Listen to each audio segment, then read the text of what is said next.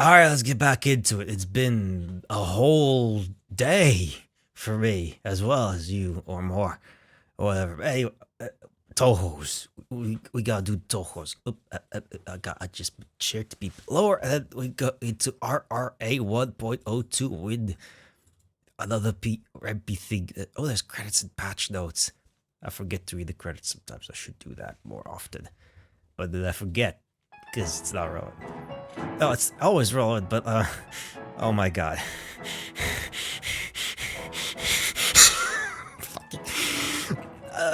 That's Pepsiman. He has a song and a game, and it's a thing that exists. I need to process that. Okay. Okay. Reimu's refreshing adventure. Oh, with the asterisk there makes it look like sad venture. I mean, there's Cerno and Morris and Pepsiman there. It can't be sad. This adventure is anything but sad. Probably. But, I mean... we have Pepsiman. Help? That's not the kind of help I was looking for, Gabe. About. Can you explain yourself? 1+2 rationalization. Join Reimu and her partner in crime, Marissa, as they meet the legendary Pepsiman. As they go on terrible adventures to stop the forces of evil, meeting fellow idiots along the way. This will be a once-in-a-lifetime experience you will soon forget. Absolutely nothing will begin with this. Based on Reimu's Refreshing Adventure, 2, Pepsi's Last Hope. I need to do those two then, absolutely. What do you do when I click on those? Okay, opens a window. Okay, it's an archive of our own thing. Okay, it's a fanfic. Okay, that's what it's based on. Okay, that explains everything. It's a fanfiction. Okay. Okay, no. Tomorrow, I'm gonna be reading these two instead. That's a fact. That's a fact. I mean, I'll be reading these right after I finish this, but tomorrow there will be a thing where we read these two things because yes, of course I will. There's no chance in hell that I'm not gonna read those now that this thing exists, and I will not forget this experience not anytime soon, definitely, and I will gain joy from this probably.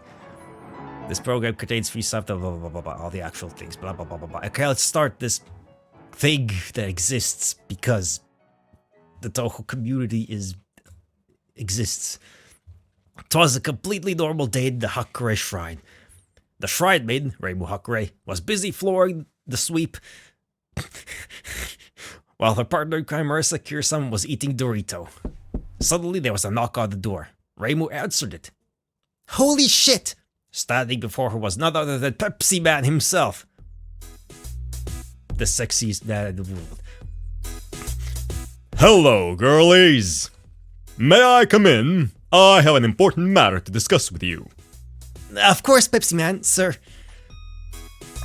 She politely left the door open for him. Pepsiman promptly returned the favor by smashing through the shrine wall at Mach 20. Doors are for water-drinking wimps! Marissa was only halfway through making the tea when Pepsiman confronted her. Not to worry, I have the drinks covered. With that, he grabbed the hot water from Marissa. Pepsi gods, grant me your strength! Marissa stood there, wide-eyed, as the clear water turned a very dark shade of brown. Reimu, you have got to see this! Reimu sprinted into the room to watch the magic unfold. Pepsiman handed the drink back to Marissa. She felt it, and miraculously, the once hot water had turned ice cold. As if it had been refrigerated to the perfect temperature, cool enough for its refreshing taste to truly prosper on your taste buds. Marissa nearly dropped the drink in pure awe. Well, go on then. Pour us some drinks. I'm getting parched over here. I haven't drunk any Pepsi in 5 minutes. Marissa hurriedly prepared the drink as everyone sat down. Reimu was the first to take a sip. Immediately, she was overcome by the sheer deliciousness of the beverage. This is Pepsi Max, the finest drink known to man. Marissa took a sip too. Reimu looked over to her friend, only to find she had fainted, as she could not handle the Pepsi style. Now, what was it you wanted to discuss? I'm glad you asked. You see, I've had my Pepsi secret formula stolen by my arch nemesis, the scourge of Pepsi kind, Dr. Pepper. Reimu was filled with immense shock. How could someone possibly do such a heinous act? Reimu got hold of herself. Where did you last see this Dr. Pepper? My Pepsi spies tell me he was last spotted around Misty Lake. Misty Lake? That's not too far from here. Marissa had come back to her senses. But what would he hope to accomplish there? Unless... Ah, shit, this isn't good! Aha. With that, Reimu and Marissa flew over to Misty Lake post-haste. Pepsiman, being incapable of flight, ran over there with great speed. After being chased down by a giant rolling Dr. Pepper can, he finally caught up and made it to Misty Lake. Dear Pepsi God! It was worse than he could ever have imagined. The entire lake was a sea of dark brown. While the lake was already quite cold, it seemed that it was now at the perfect temperature, cool enough for its refreshing taste to truly prosper. He's turned the entire lake into Dr. Pepper. No shit, Sherlock. They had to find the source of this incident, so Reimu and Marissa flew off once again.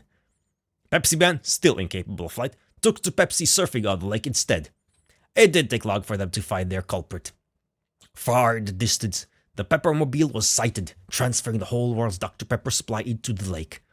Inside the glass dome sat the man himself. Pepsi Man, today we finish this! Hey, Dr. Pepper, why must we fight you? We are not enemies.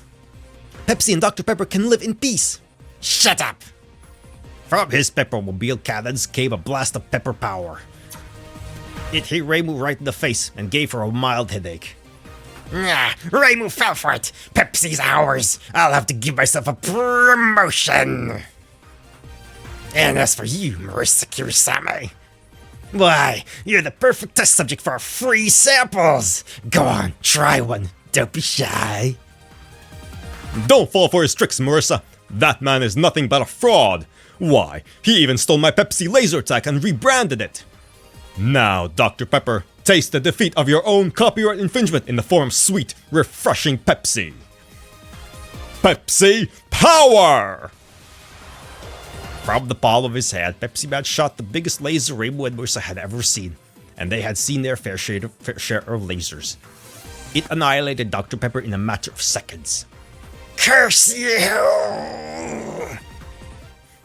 Amidst all the chaos, Cerno had been awoken from her lakeside nap. What happened here? Nothing you need to worry about now, citizen. You are safe now. What the? Well, it looks like my job here is done. I shall remember you fondly, Reimu and Marissa, and the other girl.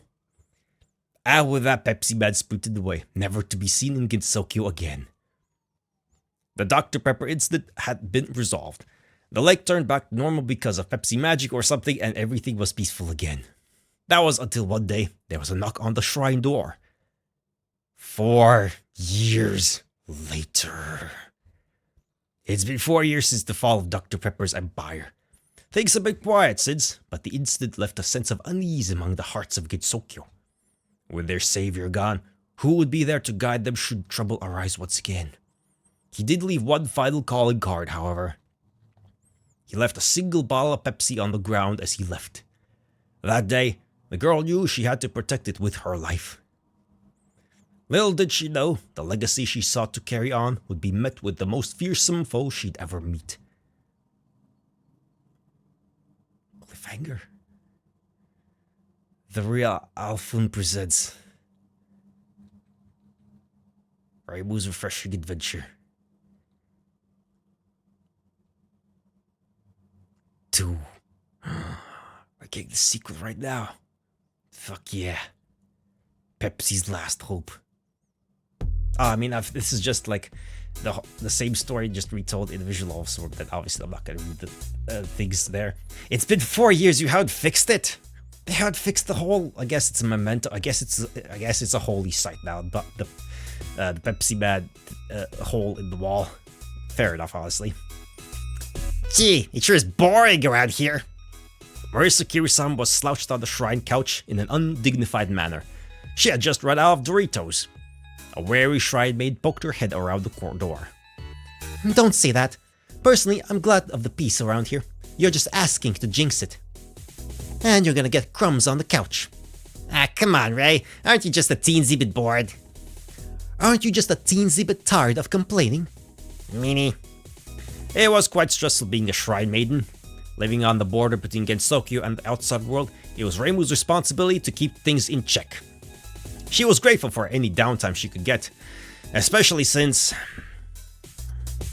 who could that be? I'll get it. Alright, I'm coming. Sheesh, what an annoying knock. Could it be? After all these years, had he finally returned? He does knock on doors. She had a feeling that this encounter would be far from ordinary. She opened the door. Oh yeah! Yeah, I can't do that, guy. Some kind of jug. I'm just gonna pretend my voice is shot for him entirely. What's up, neighbor? I'm new in town. The name's Kool-Aid Man. Kool-Aid? What the hell is a Kool-Aid? I want to come see who my radical new pals would be. Who does this guy think he is? What's a guy like him doing in... Stunned by my rock car charisma, I see. Well, let me ask you a question. Do you have any cool gift shops? I need to get a postcard for the wife and kids. Hi? What's up, young lady? I would like to ask you for directions. Where can I... So this is the shrine maiden she was talking about. How intriguing. I've heard she's quite strong, but we'll see about that. Find some tubular postcards. I'd like one with an awesome cat on it. Something felt off. We don't have any gift shops. It's already quite late anyway. The sun's already set. How about a Mondo hotel? One with room service and mint under the pillow. Kool-Aid Man looked up. Hey dude, do you know any good places around here? Why, I know just the place. Heaven. That's worth a visit, isn't it? Oh, it's fucking Dio. The figure leapt down from the shrine roof. Marisa, intrigued by the situation, went outside to check on everything. I mean, I guess the time stop should have told me. That was Dio. Who are you? The figure was cloaked in shadow. He seemed to exude a peculiar energy, the likes of which she never felt before. Reimu felt terrified, yet somehow comforted at the same time. It was incredibly bizarre. I mean, Dio is hot as fuck, so, you know, it's fine. Allow me to introduce myself. I am a being stronger than any of you can imagine. I have lived for hundreds of years. I mean, yeah, okay, good for you. That's pretty common here, actually. He's not that impressive, honestly. When he thrusts him against Sokyo, Dio's not that impressive comparatively. I've seen generations come and go. I've seen the world change before my eyes. My name, you can call me Dio.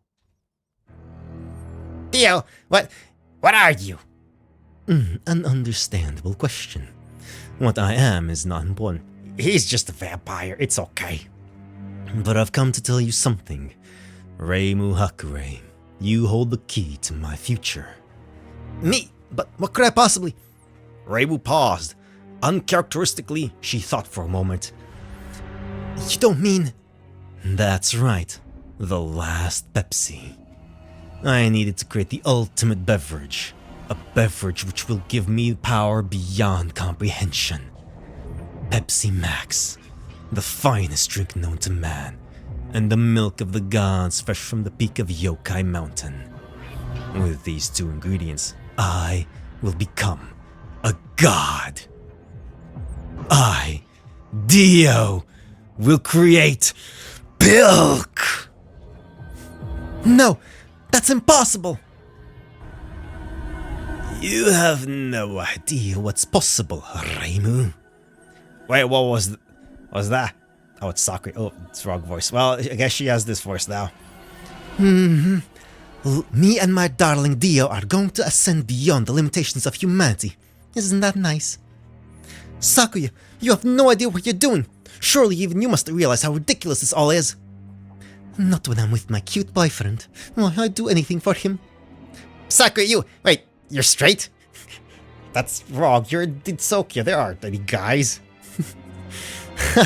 I'm actually bisexual, you fool.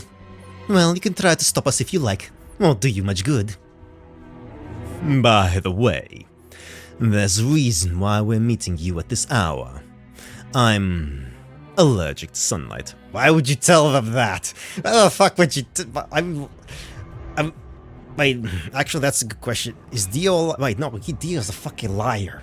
Dio's always been a fucking liar. I think. I mean, in the first series, one with Jonathan.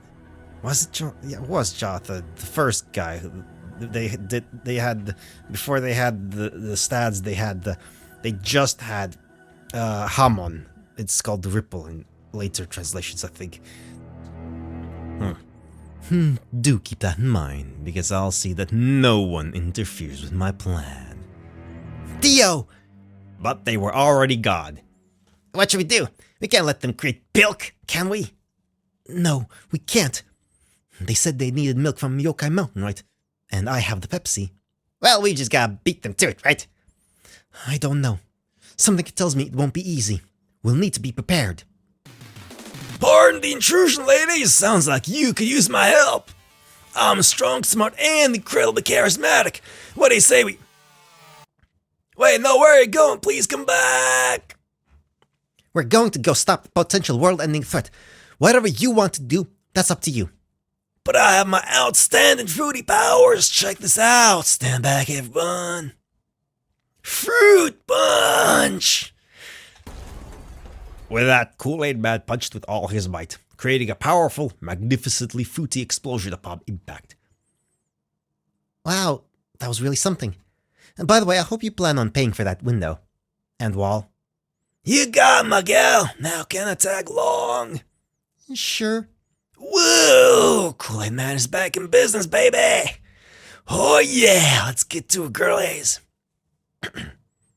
Reimu was lost in thought. Girlies, huh? Nobody's called me a girlie in 4 years. Our savior, Pepsi Man. I'll carry on your legacy.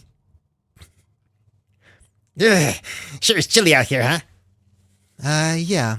We'll be passing by Misty Lake soon. Ah, that place. You ever wonder what happened to Dr. Pepper? He died, Murray. Did he? I mean, probably. Yeah. Misty Lake, once home to quite the unusual battle. While typically Reimu and Mercer are capable of flight, they decide to make the journey on foot for the sake of Kool-Aid Man. Not much in a hurry, are you? Can't rush perfection, gal. My great bod needs all the time it can get. Uh-huh. Reckon you could fit on a broomstick? Probably not, my main gal. Then walking it is. I'm guessing you can't, Mary, are you okay? You're shivering. Yeah, I'm just really cold. Now that you mentioned, I'm pretty cold too. And it's getting dark. Is there anywhere we can rest for the night? Let's see. How about that house over there? Looks like somebody's home. Yeah, quickly, it's getting colder. Cool with that, Kool-Aid? Kool-Aid? What the? Kool-Aid Man, he's frozen solid. Mary, you've got to help me get him to that house. Something isn't right here. Right. With great difficulty, the pair managed to reach the house, Kool-Aid Man in tow. Strange, the door's unlocked. They barely managed to squeeze Kool-Aid Man through the doorway, then rushed inside after him. Hey, I'm sorry, but we really need somewhere to stay. Is this a snowstorm or something? You needn't worry. You're very welcome in here. The owner of the house had a deep voice and was wearing a dark blue robe which obscured his face. So, what brings you here? I'm sure you must have an interesting tale to tell. We're on a quest to stop Dio and his girlfriend Sake from creating pilk. Reimu moved Kool-Aid Man near the fireplace to thaw out. How intriguing. May I ask you a question?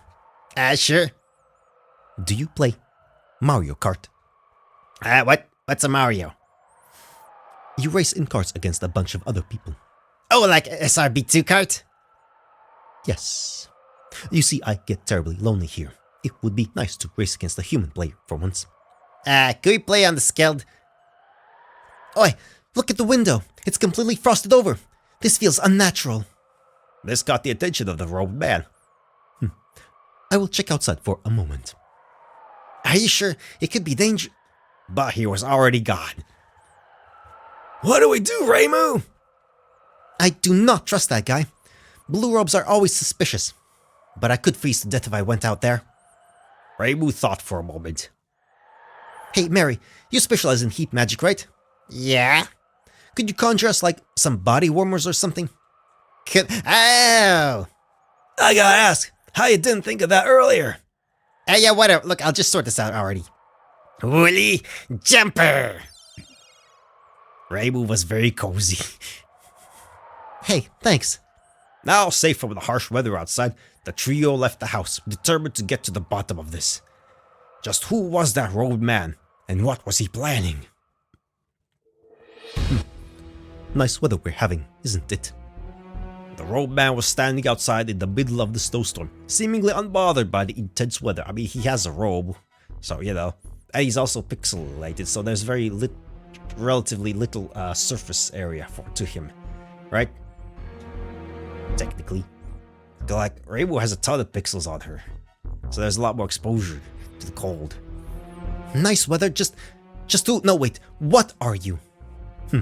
So you figured me out then? That I'm the one behind this weather?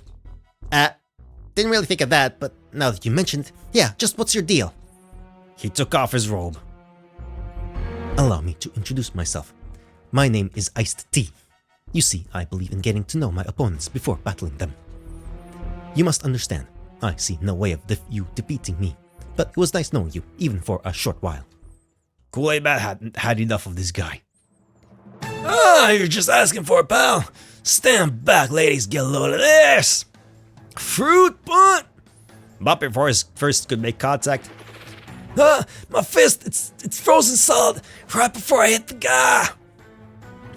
This guy seems really dangerous. Time to end this. Left side, Master Spark. with that, Marissa fired a massive laser at Iced Tea. However, What? That's impossible. My Master Spark froze too.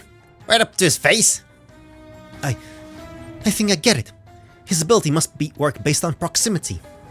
The closer you are to him, the colder it becomes, and to be able to freeze even your Master Spark. Enough. I'm afraid I have orders from Dio. You will meet your end, here and now. Icicle Rain. with that, the snowfall around them turned into incredibly sharp icicles. They rained down at an alarming rate. I'd like to see you dodge that, I mean, they played Denmaku all the time. Reimu and Marissa were zipping between the icicles. Surely they could dodge all of them. I mean, they play Touhou all the time. They are the Touhous. This is like literally their shtick. You can't do anything against them. We've done this before, idiot. This is easy. Blasted small hitboxes. Well, what does it matter? You can't hurt me. If I may interject, dude, I think you've just caused your own downfall. Preposterous. Kool-Aid Man pointed to the juice inside his head. See this? Because you were playing around with the weather, all those icicles have fallen safely in my head. And now... He grabbed one and threw it at Iced Tea. Oh yeah. I can throw them right back at you. Can't freeze what's already frozen, can you? Take this and that and this and that. The volley of icicles was pushing Iced Tea backwards. This gave Reimu an idea. Hey, Mary, the lake's not far. Do you reckon we could... I like your thinking, Ray. Shoot! Kool-Aid Man was out of icicles as Iced Tea had stopped the rain. You're powerless now. Powerless, you say? You're dealing with the Hakurai Shrine Main and a really good magician. There's nothing we can do. Can't do. Ready, Ray? Ready. Yin Yang Orb. Left side, Master Spark. As Reimu launched her attack, her Yin Yang Orb was engulfed by Marissa's Master Spark, creating a moving force equivalent to a meteor star. The attack was pushing Ice-T backwards. It's too hot. It can't be stopped. Ice-T was rapidly approaching Misty Lake. He let out one final cry before being pushed in. Curse you! As he fell into the lake, the water rapidly froze around him. There was nothing he could do but wait for the ice to engulf him. Meanwhile, the air outside seemed to warm up a bit. Phew, that takes care of that then. Yeah, you see, that's the power of teamwork, eh, Ray? You said it, Mary. With him gone, maybe we should... Reimu looked to where their house used to be, but it had vanished. Had it disappeared along with the intense weather? I guess we'd better look for somewhere else to stay, then. Yeah, let's keep looking. You coming, Cools? Oh, you bet, man. I can't believe you just killed that guy. That was so awesome. Onward, gals, to adventure. The trio walked for a couple more miles until exhaustion started to set in, and my voice is getting shot from the Kool-Aid Man voice. Fuck me. Terrible decision on my part. Luckily, Marissa spotted a lit-up building in the distance. They went closer to investigate. Looks like an inn. I'm gonna have to change it. I can't keep doing that voice. That's awful. Well, let's hurry up and get in, then. I'm beat. This could be just another trap. Screw it. Let's go. The three went inside. Due to the remote location, there seemed to only be a few people there. Reimu approached the innkeeper. Hi, can we get the, 2 rooms? Okie dokie. I can't do a Luigi or Mario impression. It's me. No, I can't do that one. While that was being arranged, Marissa scanned the bar. She recognized no one aside from a crying Cerno, who was mumbling something about her role being taken. Hey Jill from the Valhalla thing. But one individual stood out. A woman with dark purple hair and a leather coat sat alone in the corner. She got tired of her cyberpunk bartender life, so she's here now. Their eyes met for just a second before the woman looked away. Come on, you two. Man, I can't believe Luigi started his own inn. I'm so happy for him. What a guy. Okay, off to Snooztopia. Yeah. Marissa glanced back once more before leaving, but the woman was gone.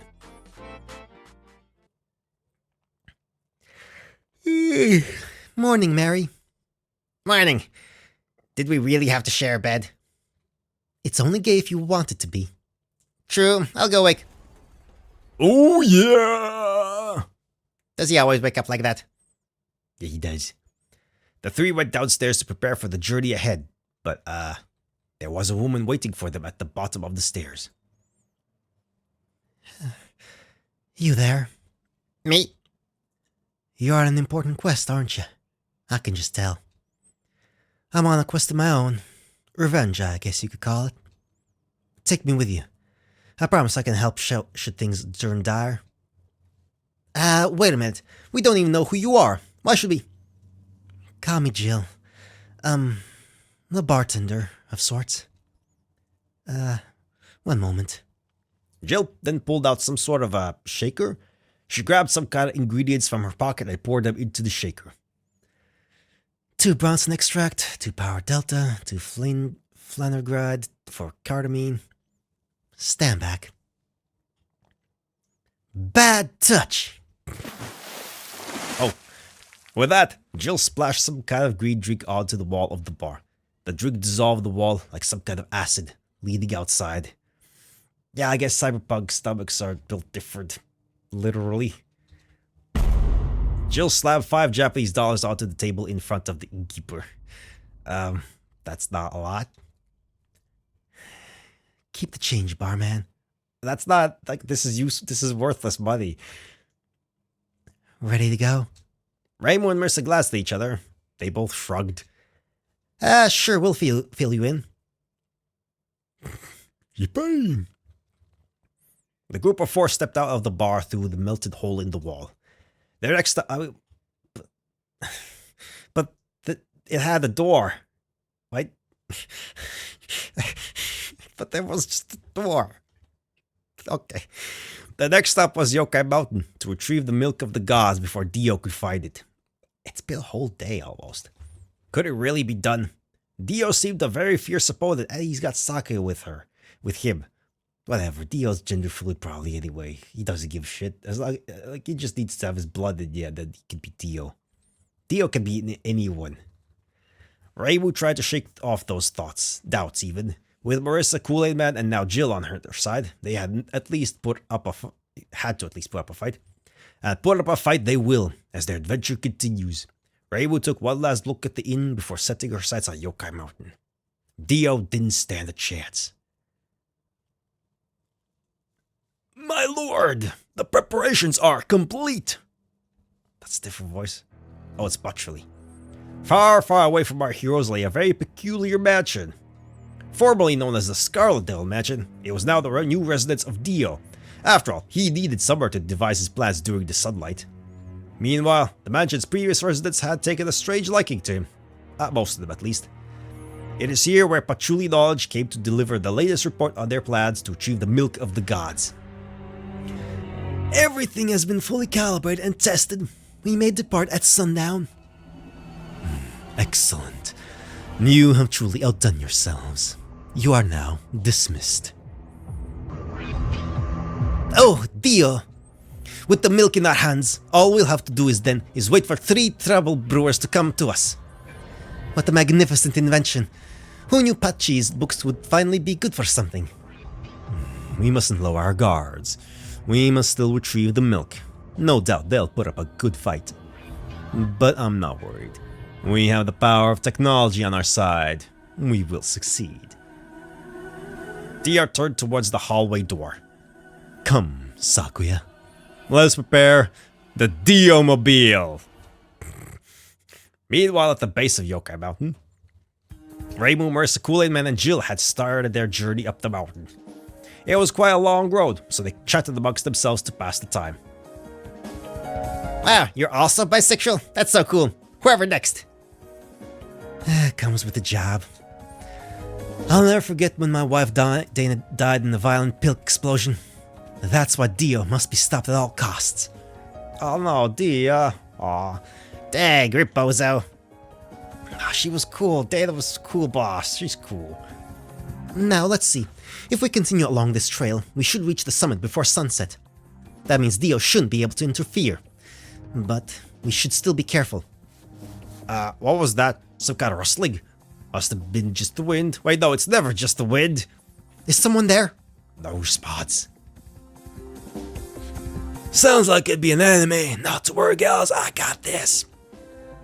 No, actually, why do I keep forgetting that I need to do a different voice for it. It's just... With that, he leapt over to a nearby bush. He punched with all his might. Fruit punch! And, there was some kind of raccoon hiding in there. Yeah. Bloody hell, mate. Sheila's only tried to take a nap, ain't it? Shoot. You've got a fist like an kangaroo's bloke. Everyone was speechless. Sorry. We'll be going now. Fair dinkum, take me with you. I'm going to trap out here, be your comic relief. Our Marines ready to roll. What do you say, gals and bloke? They were already gone. Blimey, wasn't something I said? Well, no matter. They don't know I'm already in possession of 5 of the 7 Chaos Emeralds. That's correct, we don't know that. My Supermarine comes to be a little pilk will look like dishwater in comparison. You'll see, you'll see. You'll see what happens when you mess with a god. Well, that was fucking stupid. Yeah, but we've made good progress. Let's hope nothing else interrupts us. Hello. Did something just move? It was as if something just blew the nearby foliage. But for something to move that fast, that's impossible, surely. Be on guard, everyone. I have a bad feeling about... Oh, hello, Metroid. Samus. Something just kicked her in the stomach. That really hurt, but she didn't see anything. Man.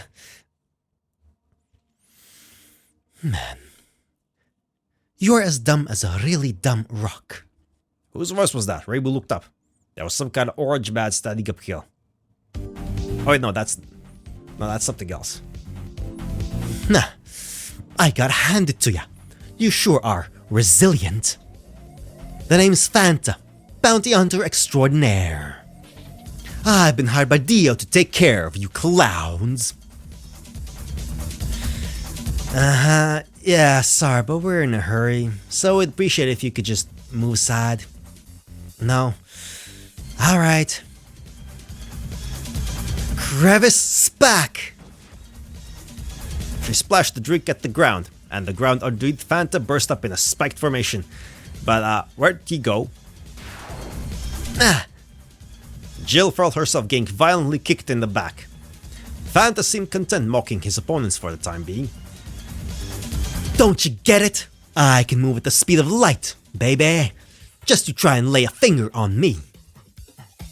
This guy was getting on Kool-Aid Man's nerves.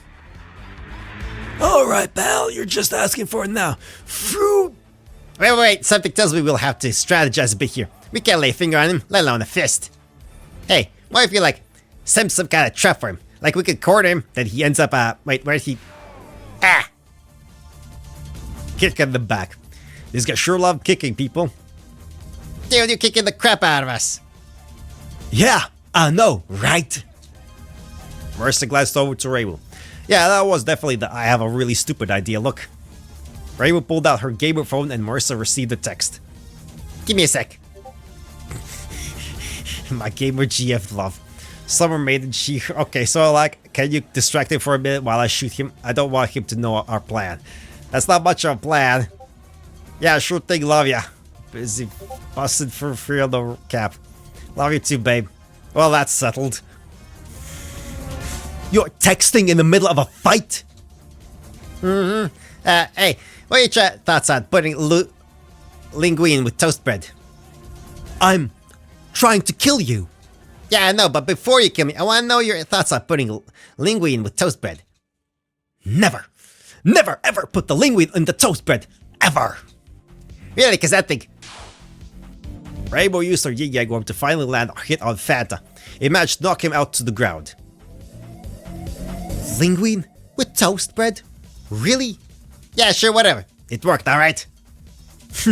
So, you managed to actually get a hit on me, huh? I could still take you on, of course, but it doesn't matter. I've done my job. You what? I thought you were trying to kill us, dude. What? You actually believe that? Nah. Dio just hired me to stall for time while he gets the milk from the top of the mountain. Everyone glanced at each other. Oh, yeah. Reimu glanced towards the horizon. It was already sunset. Ah, shoot. Reimu, Marissa, Kool-Aid Man, and Jill all ran up the mountain, hoping they could make it to the milk of the gods before Dio. Time was short.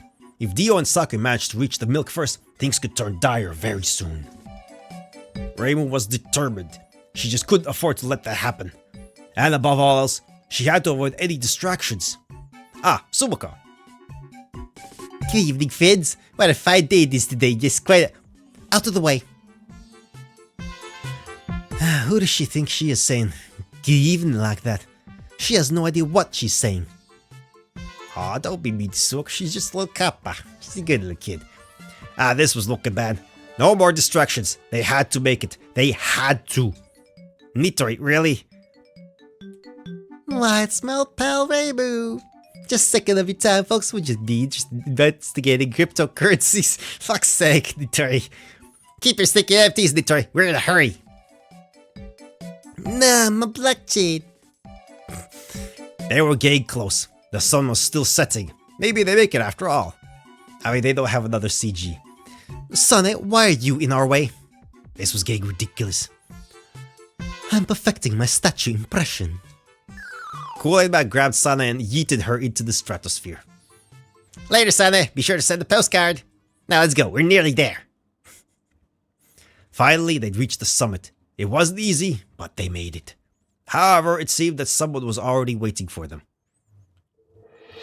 My. You certainly took your time, didn't you? Sakuya, just hand over the milk. This is insane. Why, this little thing? Sakuya pulled out a mystical glass bottle of milk. It seemed to radiate some sort of incredible power. When put into the wrong hands, such a power could be devastating.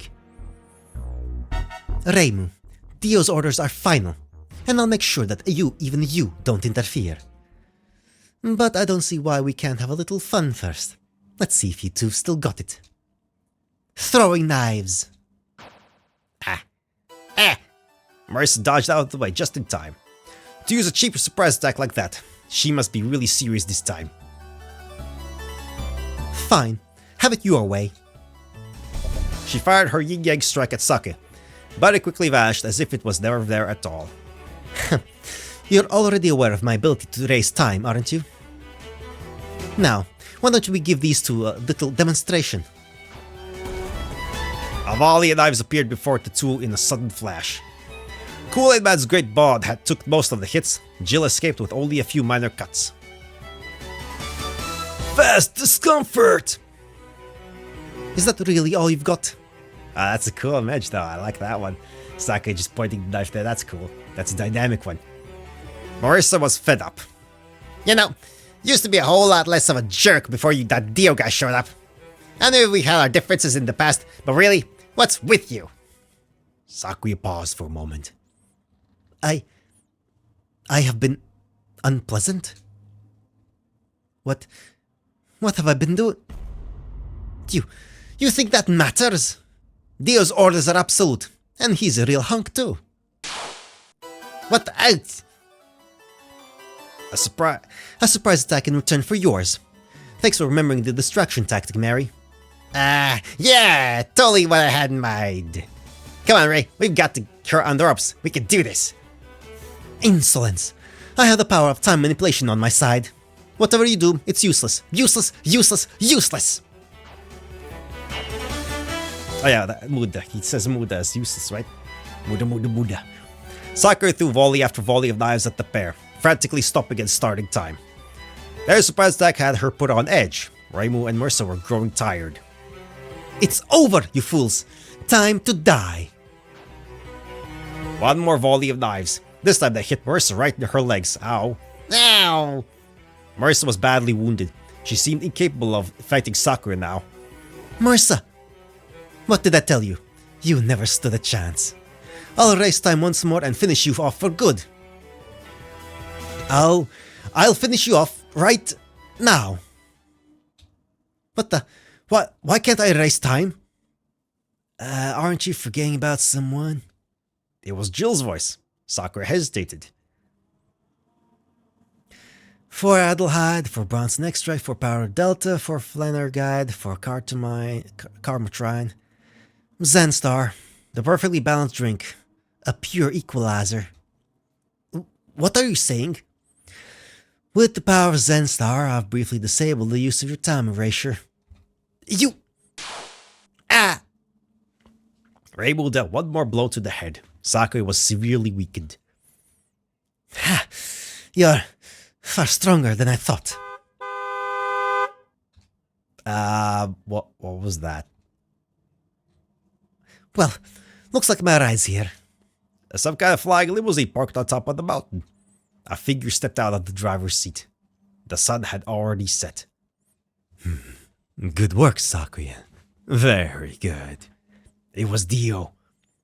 Sakura stumbled over to the vehicle before getting into the passenger seat. She turned back and pulled the milk out one last time. Well, I've got what we needed from here. Now, if you'll excuse us, we've got some very important work to do at the mansion. Toodaloo! She shut the door. Dio and Reimu's eyes met for the first time since this all began. Reimu Hakurei, listen carefully to what I have to say. Your efforts are futile. Continuing now would only be a waste of energy. There's no shame in backing down now. And should we ever meet again, it'll mean the end of your life. Do you understand? Farewell. Dio got back in the limousine.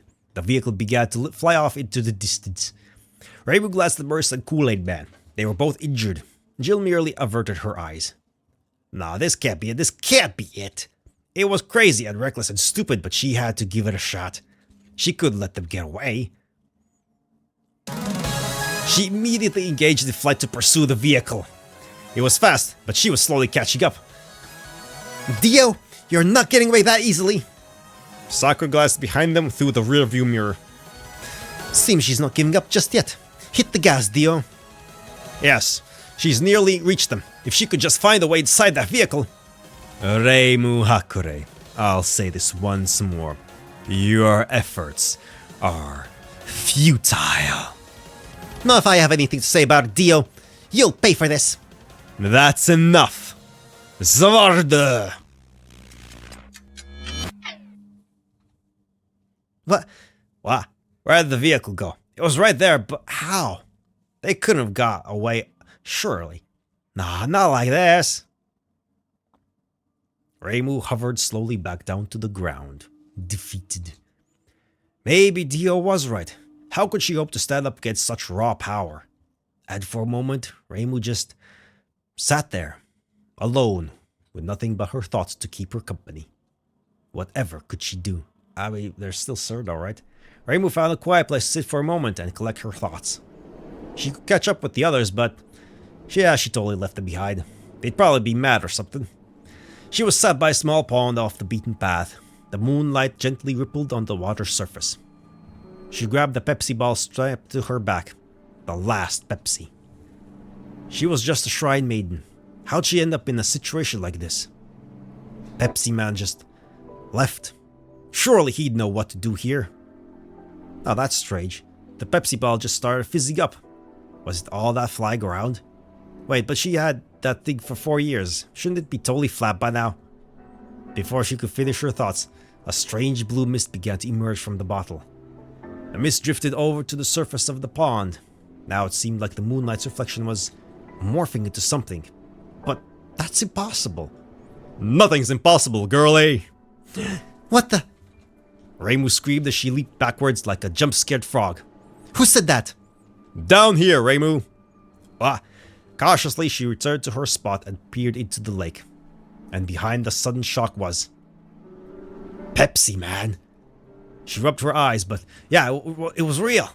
Pepsiman's silhouette could be clearly seen from the surface of the water. And it seemed like Pepsiman himself was there too. Or at least in some form. Pepsiman? Is that really you? The real deal, Reimu. Well, sorta real. Think of this like a projection of myself. I promise, I'm not a ghost. Pepsiman, there's so much I need to ask and tell you. You left without saying a word after our battle with Dr. Pepper. Where'd you go? To tell the truth, I went to Vegas. Purely for advertising purposes, of course, but one thing led to another, and when they didn't accept Pepsi bucks as a valid currency, I ended up doing even more running than I usually do. So I ended up staying in a remote spot in Canada for a brief spell. 4 years. Anyway. I left that ball of Pepsi for the sake of Gensokyo. You see, wherever there is Pepsi in the world, I shall be there in your time of need. You can use that Pepsi to call for my help anytime. As long as that help doesn't require me being there physically. Stuck in Canada and all. Reimu was unsure what to say. After all this time, she'd finally found out what the last Pepsi meant. She finally spoke up. Pepsiman, things are bad. There's this guy called Dio who... Oh yeah, I already know about all that. You've been carrying the Pepsi with you all this time, remember? All your triumphs and all your hardships. I'm not sure what you're thinking yourself, but the way I see it, you're doing a fine job, Reimu. Better than you might give yourself credit for. I had always hoped you could one day become my successor, and you've made me proud, Reimu. Hearing those words from Pepsiman was reassuring. It gave her some hope. I see you've met up with Kool-Aid Man too. He was always a bit of an odd fellow, but he means well. We used to be great friends back at Beverage University. Ah, those were the days. I do not have past experience with this Jill girl, but it seems like she's traveled far to get here. You've been an ally with her, but perhaps she's on a journey of her own. My point being, your friends care about you. They all do. Kool-Aid Man, Jill, especially Marissa. Don't be afraid to fall back on them for support when you need it. Dio is strong. Stronger than me. Maybe even stronger than you. But if you believe in yourself and believe in your allies, I just know you'll find a way. Reimu took a long, deep breath. Thanks, Pepsiman. I really needed to hear that. She felt several short vibrations from her pocket. Looks like Marissa had sent her some texts. You doing okay? You kind of like flew off after but I guess it didn't work out. I just want to know who you're doing. Like, how? What a klutz. I'll be fine, I just needed a minute. I hope you're not too badly hurt. I'm good. Can we go grab some ice cream tomorrow? Hell yeah, babe. Awesome. Well, glad that was settled. You see, they care about you a lot, Reimu. Take care out there. And remember, I'll always be with you. Just call upon that ball anytime. Really, anytime. It gets dreadfully boring up here. Reimu smiled at the silhouette of Pepsiman. Thanks for everything, Pepsiman. I'll see you later. He winked back at Reimu, though he didn't have eyes so she couldn't tell. Catch you later. The silhouette slowly faded from the water as the mist gradually returned to the bottle. Reimu picked it up and strapped it on her back once more. Reimu! A giddy voice called from behind her. Reimu turned to see Marissa limping towards her, supported by Jill. Kool-Aid Man was there too. Marissa, you're... I said I'm fine. Don't worry about me. I think we've got a plan, Reimu. Marissa says there's some kind of human village we could go visit for supplies. We need somewhere to rest for the night too. Right, yeah. You got hit pretty hard. You got hit pretty bad back there, Mary. You sure you're alright to walk all the way that way?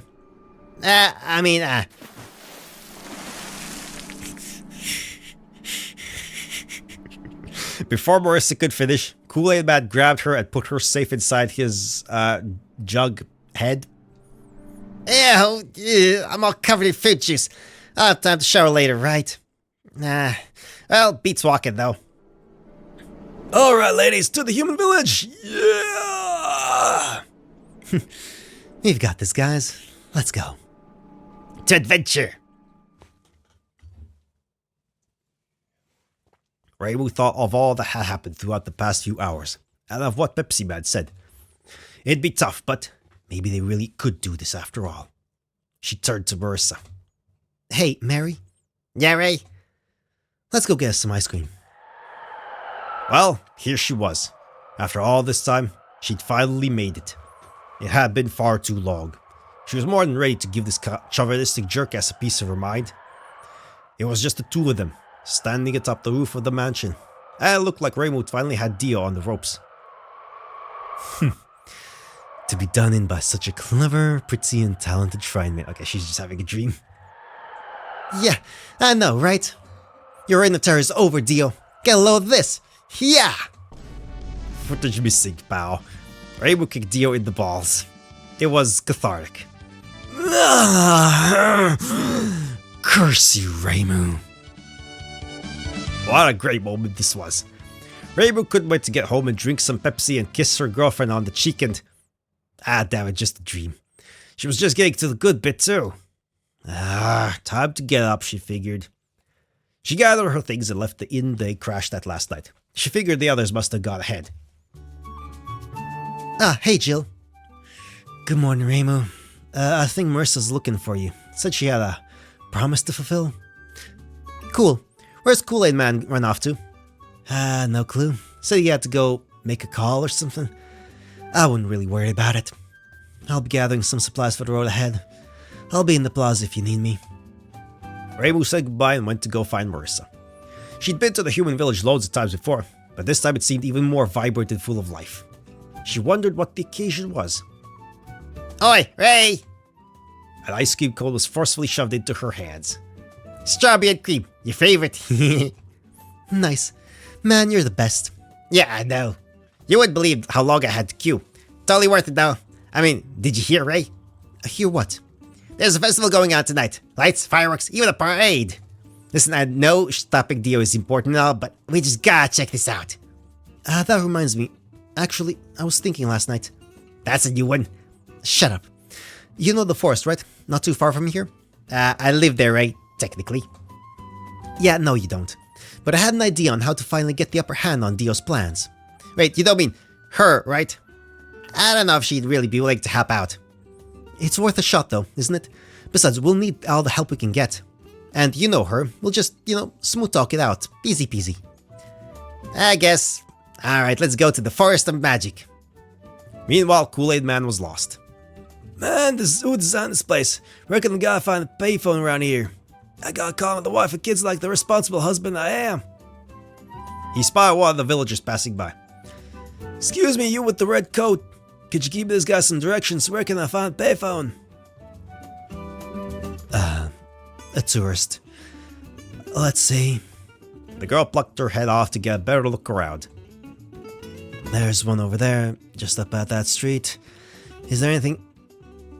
Weird. The crazy jug man ran off screaming in the wrong direction. He'll be fine. Somewhere in the corner of the plaza, two peculiar sisters were surveying the area. The eldest, Lebby, seemed to be brewing a plan, but her younger sister Berry had her head in the clouds. Oh, this is from Shantae. At least the art style definitely is. From the Shantae games. Come on, Berry. We don't have time to be playing around. Theo gave us orders, remember? Beat up that no good red girl and the others, right? Yeah. Can't we stick around for the festival, though? It sounds fun. We'll find our targets first, then we'll see. How could you please just quit getting distracted? Ooh, soup! Berry pointed to an enticing can of soup on sale at the market. Soup, really? Fine, if it'll keep you quiet. Lemmy walked over to grab the can of soup, but someone else grabbed it at the same time. Excuse me. Do you need this? Some purple-haired girl wanted the soup too. Wait, purple-haired. Lemmy smiled to herself. This was almost too easy. She'd already found one of the people they were looking for. Yeah, we do. So if you wouldn't mind. A bolt of light flashed through Lemmy's fingers and into the woman's hand as they touched. Instantaneously, the purple-haired woman turned to stone before falling to the ground, paralyzed. Lemmy gently placed $5 Japanese on the vendor's table before turning to Berry. Shall we go? Yeah, you're so cool, sis. With a couple of itches like us, we'll get this done in no time. Don't get overconfident. I know what they're capable of. But you know, Berry, maybe this job will be easier than I thought. Meanwhile, in the Forest of Magic. Reimu and Mercer were passing through the forest on the way to their destination. Also, this adventure is an epic. We're already at an hour. Good God. This is an epic tale of massive adventure. You're sure about this, Ray? She's, not exactly the social type. Trust me, Mary. I've got a plan. There's nothing to worry about. Watch. Reimu knocked twice upon the door before being held at knife point by 47 Shakai dolls. I love the Shakai dolls. They're the best thing ever. They're just so pure and simple and straightforward. Alright, settle down. Where's Alice? As if on cue, Alice Margatroyd opened the door. She looked mildly irritated. Alright, Reimu, Marissa. This better be good. I was on the world record pace for sleeping. Reimu didn't know what that meant, so she just cut to the chase. She grabbed the last Pepsi off her back. She unscrewed the lid and a blue mist rose from the bottle, landing on the surface of a nearby pond. You guys gotta come over here, trust me. Reimu, Mercer, and Alice peered into the murky pond until a familiar figure could be faintly seen. And from those depths came an ear-piercing cry. Pepsiman! How are ya, girlies? So this is the person Reimu was talking about, huh? What the? Pepsiman? You've just been carrying around Pepsiman? What in the... I'll explain later. Alice, this is Pepsiman. He's like, kind of the savior of Gensokyo. Alice yawned. So there's this guy called Dio who's trying to retrieve this Pepsi ball and mix it with the milk of the gods to create pilk, which would be bad, so we were just wondering if...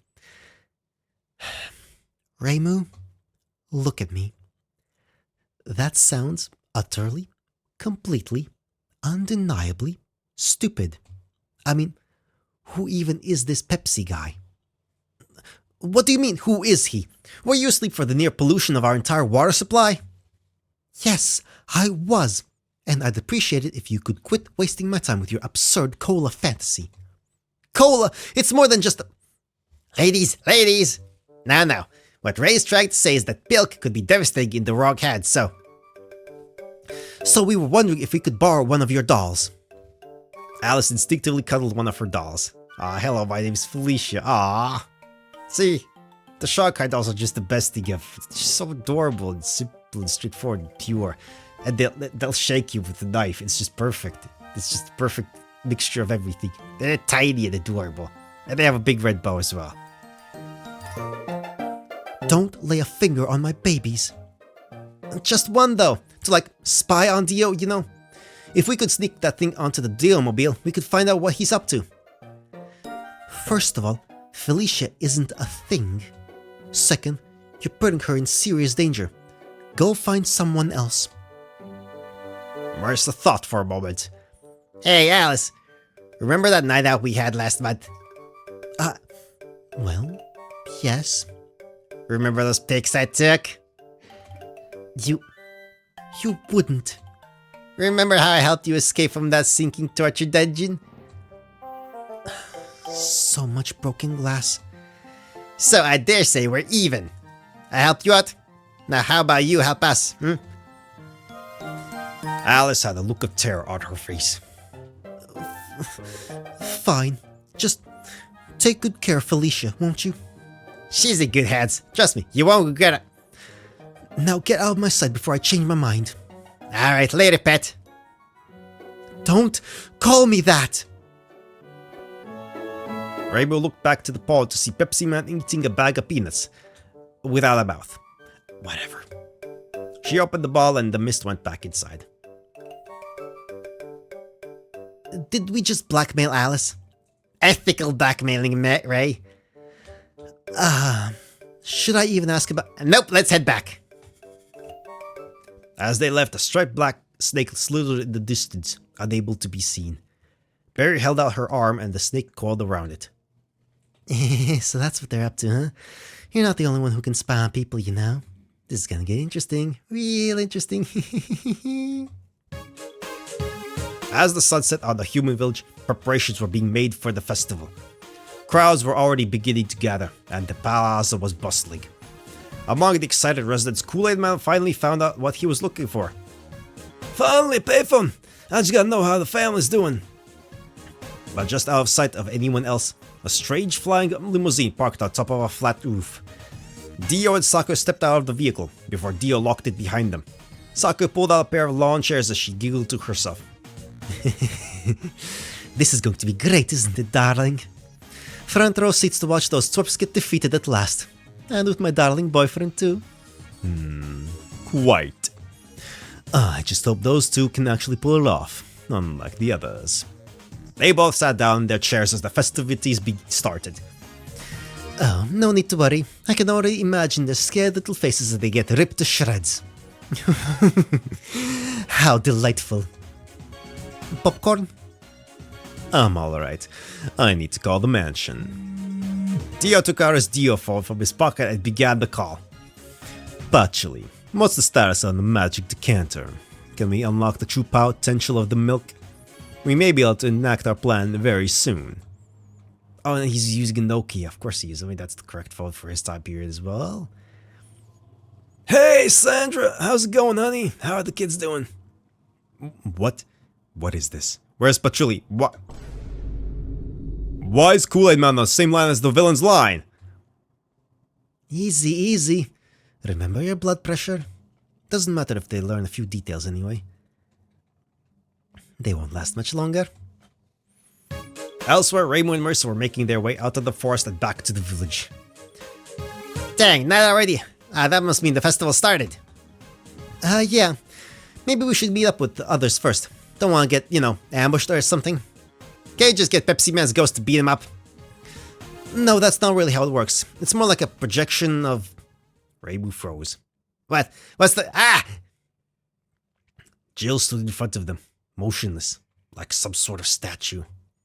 Someone else stood beside her, a disturbing grin on her face. She had gray and yellow hair with a green dress. Don't like what you see? Just hand over the Pepsi if you don't want to be like her. Reimu glared at this mysterious perpetrator. You're with Dio, aren't you? There we are. The name's Barry. And I'm Lemmy. Together we're the Sprite Sisters. Right. Bring it on, you two. Yeah, bring it. Who left that banana peel here? She got up and prepared a magic attack, but the two sisters leapt out of the way and onto one of the passing floats. Reimu and Marissa quickly gave chase. Hey, Reimu, wanna play tag? What? Boop. Lemmy playfully tagged her left arm. Reimu's arm quickly turned to stone. She crashed onto the float's floor as it weighed her down. Hey, how's that fair? Anything's fair when Pepsi's involved. How about a little present on my own? Check it out! Two snakes called out from Barry's sleeve and quickly dashed at Reimu. Say hello to my little snakies. Go get her, you two! Oi, get your filthy snakes off my bestie. You two are really asking for it now. Not so fast, magician. Lemmy prepared another stone touch. She aimed for Marissa's face, but she ducked out of the way just in time. Unfortunately, she forgot she was wearing a hat. The hat turned to stone and fell off her head with a thud. Marissa was furious. It's one thing to hurt Ray, but my hat? Oh, it's on now. Love sign, Master Spark. Yeah! Marissa's attack hit Lemmy in the chest, knocking her back. She almost fell off the float, but managed to regain her balance. You really think it's gonna be that easy? Don't you get it? With our combined powers, we can't lose. It's time to finish this. Hey, you think I'm gonna give up now? Marissa grabbed one of the snakes that was biting Reimu. She spun it around her head like a lasso before throwing it at Lemmy. What the Barry, help me get this thing off. Thing. Sir everything's not a thing and neither is Charles. Whatever, Barry, just... Lemmy instinctively grabbed Sir Slitherington, causing him to turn to stone. Ah, look what you've done to him! Well, it's your fault for not getting him off me. Can you control these things? While the sisters argued, Marissa helped Reimu get back up. She also grabbed Charles off her body. Yeah, right, Ray? Never better. Thanks for that. And while they're distracted... And I'm the one who always has to feed them. Ow. Ah! Why does it? Barry, get over here. It's time for our ultimate attack. We're ending this. Guys, this is Charles to me Ouroboros formation. Now, Lemmy. Lemmy jumped after Charles and used her stone touch on him as he spun around in a circular motion. Charles began spinning even faster as he rapidly turned to stone. The snake had turned into a deadly wheel of doom and destruction, and he was headed straight for Reimu and Marissa. Ow. Watch out, Ray. Ow. Reimu couldn't move out of the way in time. The wheel knocked her back onto the floor. Marissa tried to fire her electric magic at the wheel, but it had no effect. This is looking bad, Ray. What do we do? I have an idea. If Lemmy is the one turning things to stone, maybe we just gotta take care of her. It might just undo this mess. It's risky, but it's worth a shot. Buy me some time, Mary. Dad, over here, you stupid slab of concrete. She picked up the stonified Sir Slitherington from the floor and threw him at the wheel, but it only knocked him off course slightly. What's taking so long, Barry? Can you steer this thing? I'm trying my best here, sis, but your stone isn't smooth enough for this. Hey, you two, get a load of this. Shanghai doll attack. Go get her, Felicia. Oh, those dolls are not to be underestimated. She's got a knife. What the? A doll? You're gonna use a doll to defeat me? Mm-hmm. The doll began to crawl around Lemmy's body. What? No, not the belly. I mean, ticklish. As she was getting tickled, she completely lost her balance on the edge of the float. She fell hard onto the paved road and underneath the other float. Reimu's solidified arm suddenly burst open from her its stone cast, and Charles broke free and stopped rolling around. Their plan worked. Let me know. I won't forgive you for this. Charles bite them both to death. I don't care how long it takes. But Charles was dizzy. He flopped onto his back. Reimu was unsure if snakes even had those. Suddenly, there came a shot from the distance. Reimu, Marissa, stand back, gals. I'm gonna help. It was Kool-Aid Man. About time he showed up, Reimu thought. They saw him running towards the float amidst the crowd of onlookers. He jumped high into the air and readied his fist. Take this, you little brat. Fruit punch! Kool-Aid Man punched Barry with all his might, and she flew off the float and into the distance. It was over. Kool-Aid Man stood on the float, feeling accomplished. Marissa looked at him, then at the crowd, then back to him. Oh god, then back to that. Did you just punch a child? That I did. Feel free to thank me later. Reimu jumped off the float and back onto the road. She found Lemmy lying there, barely conscious. She walked up to her, a smirk on her face. Tag, you're it. See you around, witch. Jill ran up to the others, out of breath. What happened? Did you take care of those troublesome sisters? She did. Shame you were too stoned to watch. Unfortunately, that girl attacked me before I could get any. Before Jill could finish, a can of soup rolled onto the ground towards them. She picked it up. Supplies. This'll do nicely. Hey, guess what, guys? So I instantly found out that Dio and Saku were totally spying on you guys that whole time. Don't ask how. Really? That's convenient, actually. You know why we grabbed the doll from Alice? Her name's Felicia, by the way. Hey, Felicia, go find the Dio-mobile. It's time for a little espionage.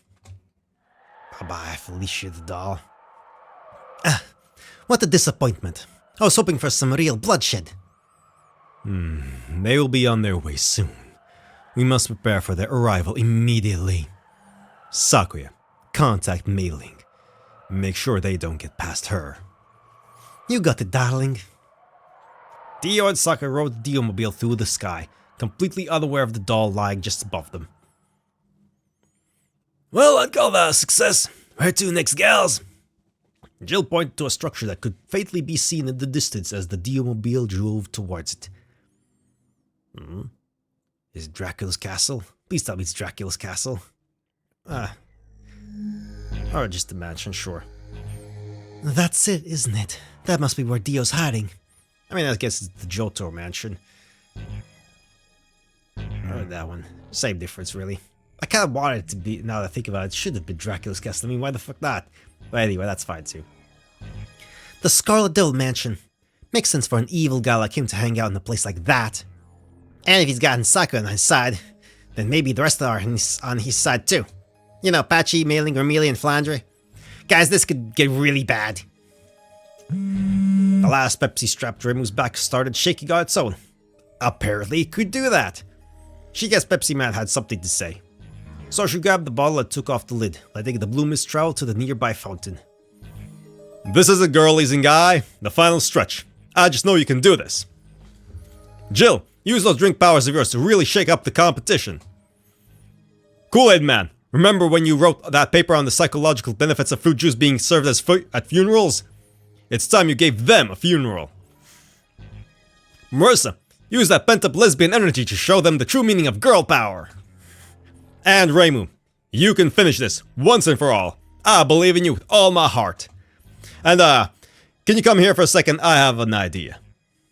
Pepsiman began to whisper something into Reimu's ear. Reimu nodded in agreement.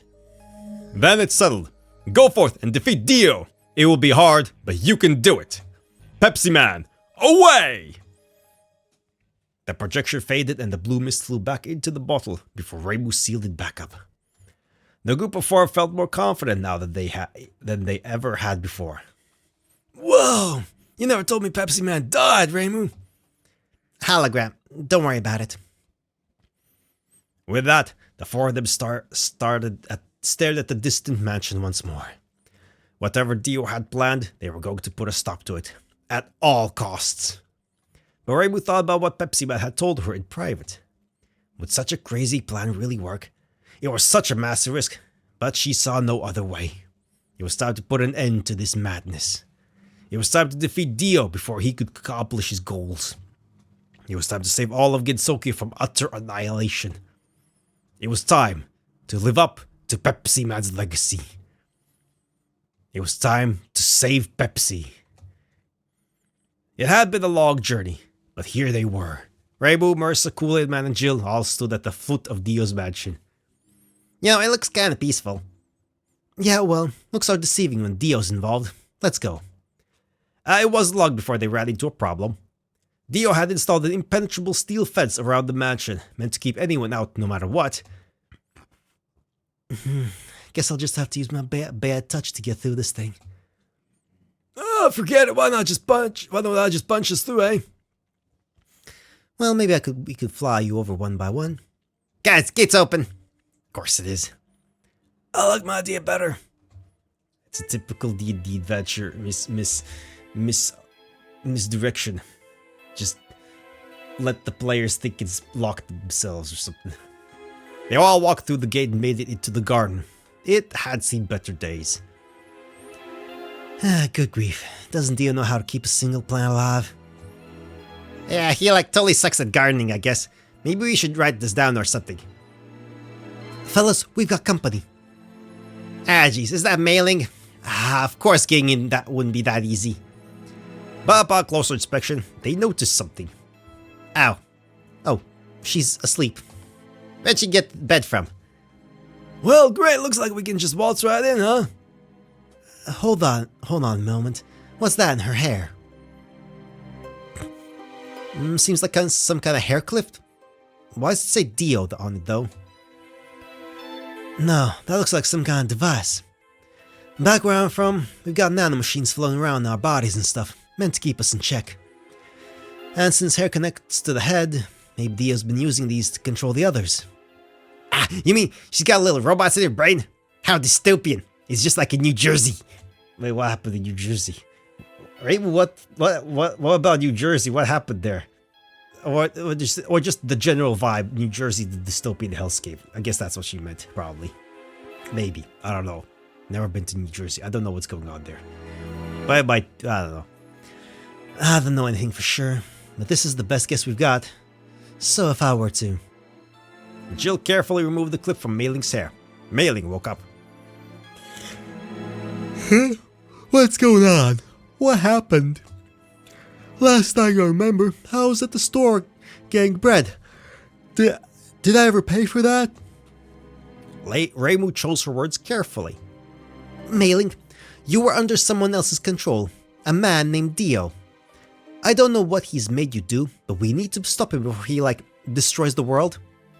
You're welcome to come and help. Sounds neat. I'll be there in a sec.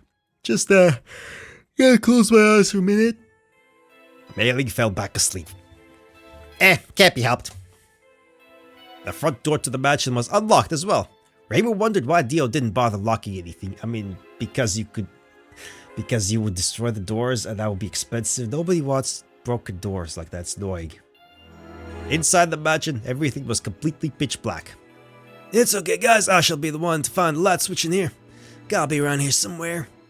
Reimu couldn't make out much, but she could just barely see the silhouette of the mansion's main staircase. For some reason, something was drawing her towards it. She carefully stepped forward. Maybe she was just seeing things, but she could almost see some of the figures in the darkness. But before she could act on this, the lights gradually switched on, and the figure was gone. Found it! If Mailing was being controlled by Dio, that means we gotta find the others as well. Maybe Saku could help us. I should've known, since one was she into men. I say we should split up. No! Don't split up, that's the worst idea. Why do people always insist on splitting up? It's the stupidest idea. Have you not seen any horror movies or anything else like that? It's a terrible idea. There's strength in numbers and competence. And whatnot. There's something I want to investigate. Jill, you're coming with. Mary and Kool-Aid, you two try searching the other rooms. Oh, and see if you can find Felicia. We don't want her getting hurt. Alice is scary. Whatever you say, Ray. We meet up again soon. Marissa tried not to worry too much as she and Kool-Aid Man walked into the library. Reimu and Jill proceeded up the staircase. Still, Reimu just couldn't shake off the feeling that she was being watched. They proceeded further up the staircase. It felt like it was going on forever, and Reimu was starting to grow paranoid. But she couldn't identify any immediate threats. At least not she had Jill to back her up, she thought. But Jill, who she thought to be right behind her, had vanished. And now that she had a look around, why was the room growing so dark? did they just switch the lights on? Something felt deeply wrong, and she was soon proven right. There was that shadowy figure again. Was this some sort of trick? Just what did they want with her? Interrupting her thoughts, the figure finally spoke, and his words were utterly chilling. You killed my brother.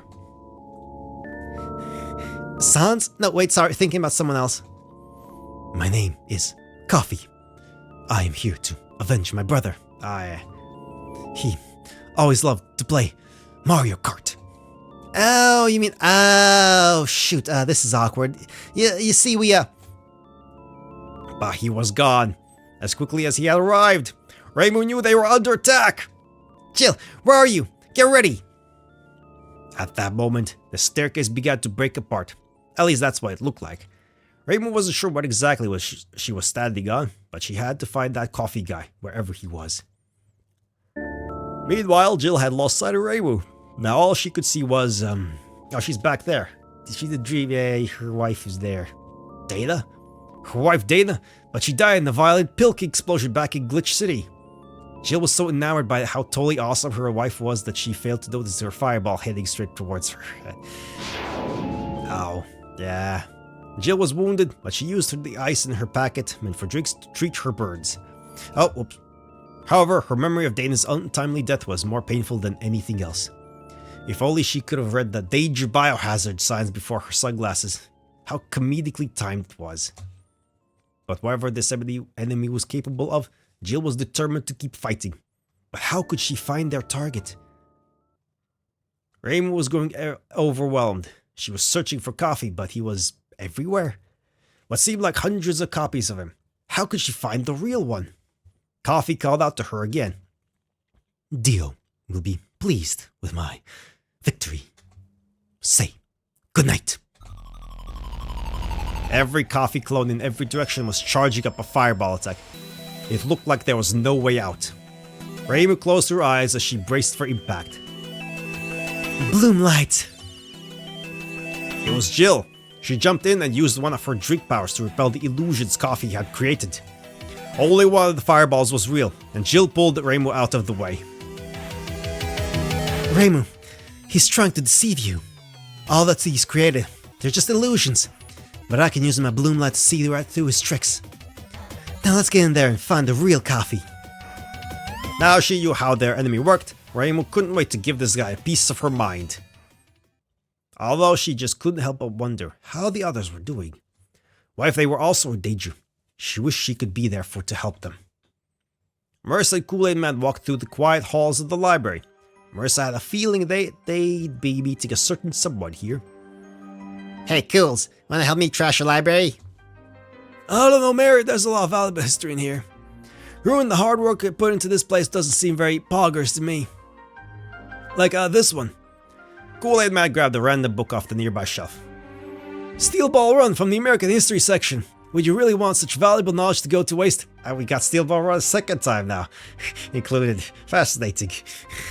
Previous one wasn't the visual Path of Lies. That was a good one. Interesting one as well. Marissa thought about this for a moment. It'd be funny though. Marissa pushed on one of the tall bookshelves. It toppled over, knocking over the other bookshelves like dominoes. I mean, the books are largely going to be unhurt for the most part. It's the bookshelves themselves that are going to be a bit damaged. It's just a mess. You know, Mary, that was pretty funny. Kool-Aid Man knocked over 2 more bookshelves.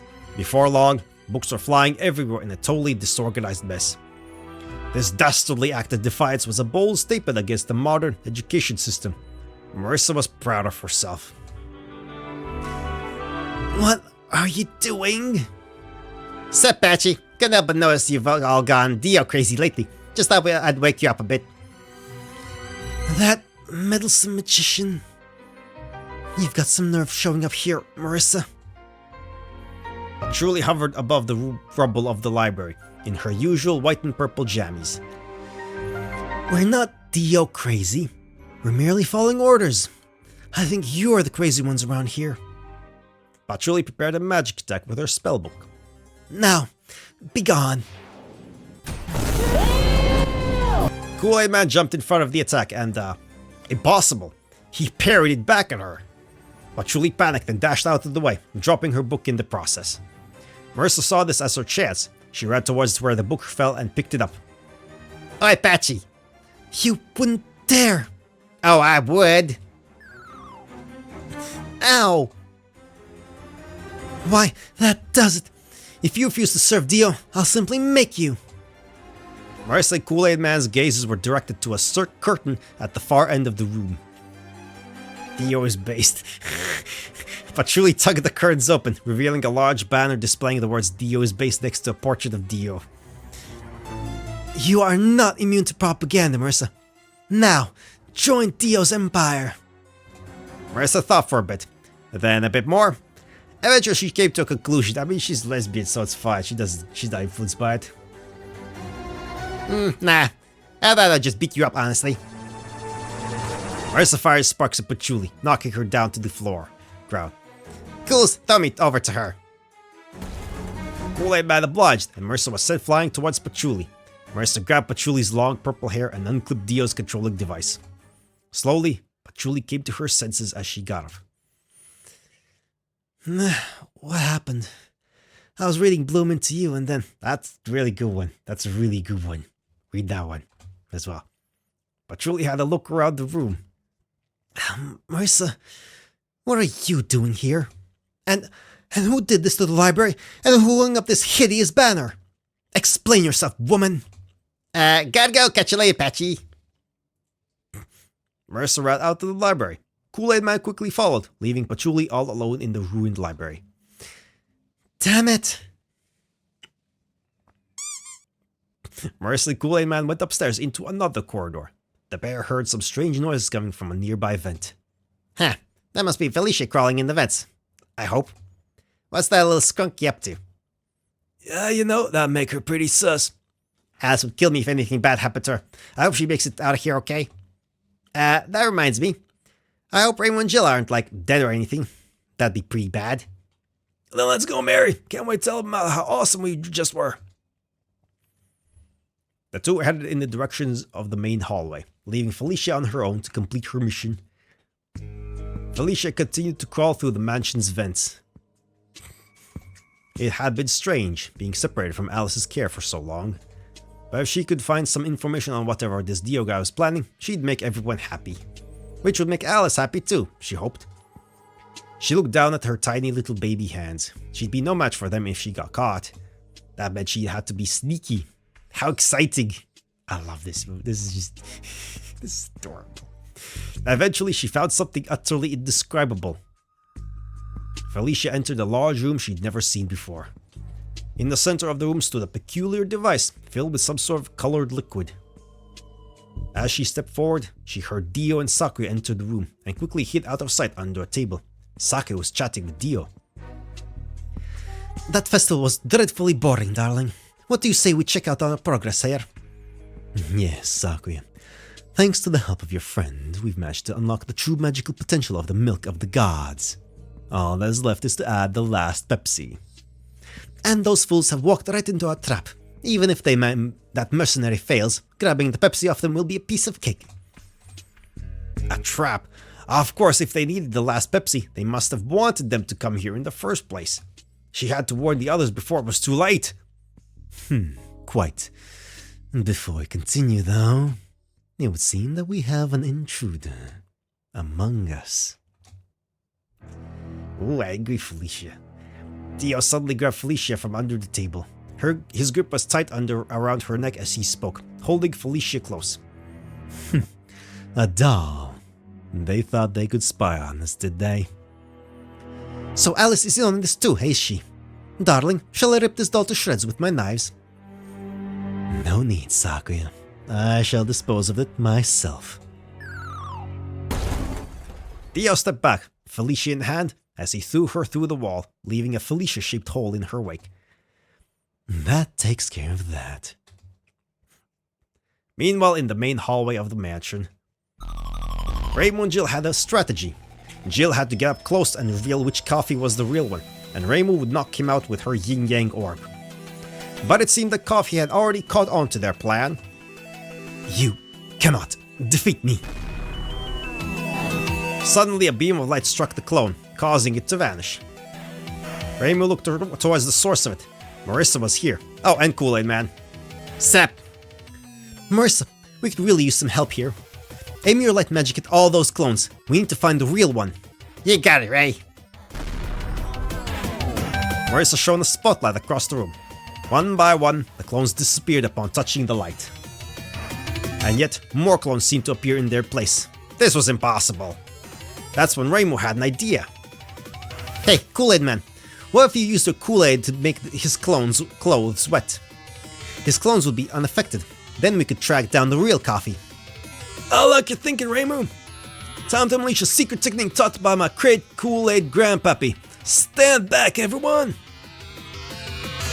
With that, Kool-Aid Man raised his arms and started spinning rapidly.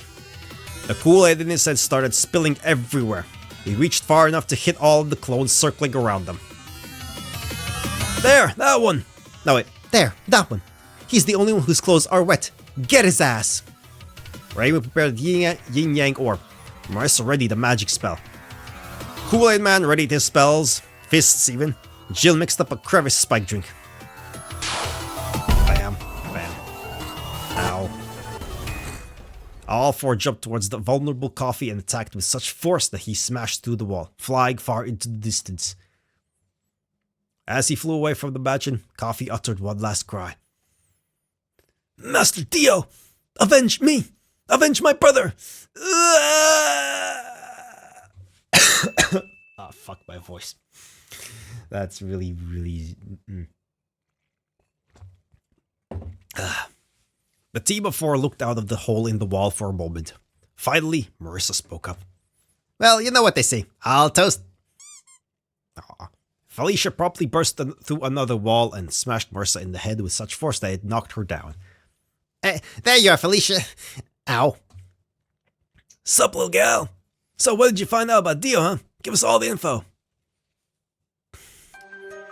So, let me get this straight. Dio's using ice cream to take over the world. Felicia shook her head. Even with that conveniently placed whiteboard and marker they found, explaining the situation proved difficult. Well, what else is that big cylinder supposed to be? A washing machine? Felicia then wrote the words milk mixer underneath, and soon everyone understood. Reimu could hear a faint, muffled sound coming from somewhere nearby. Probably just the wind, so she tried to ignore it. So Dio has everything ready for his plan. All he needs now is the last Pepsi. That's not good. Well, that's why we're gonna kick his butt. Good work out there, little gal. There was that muffled sound again.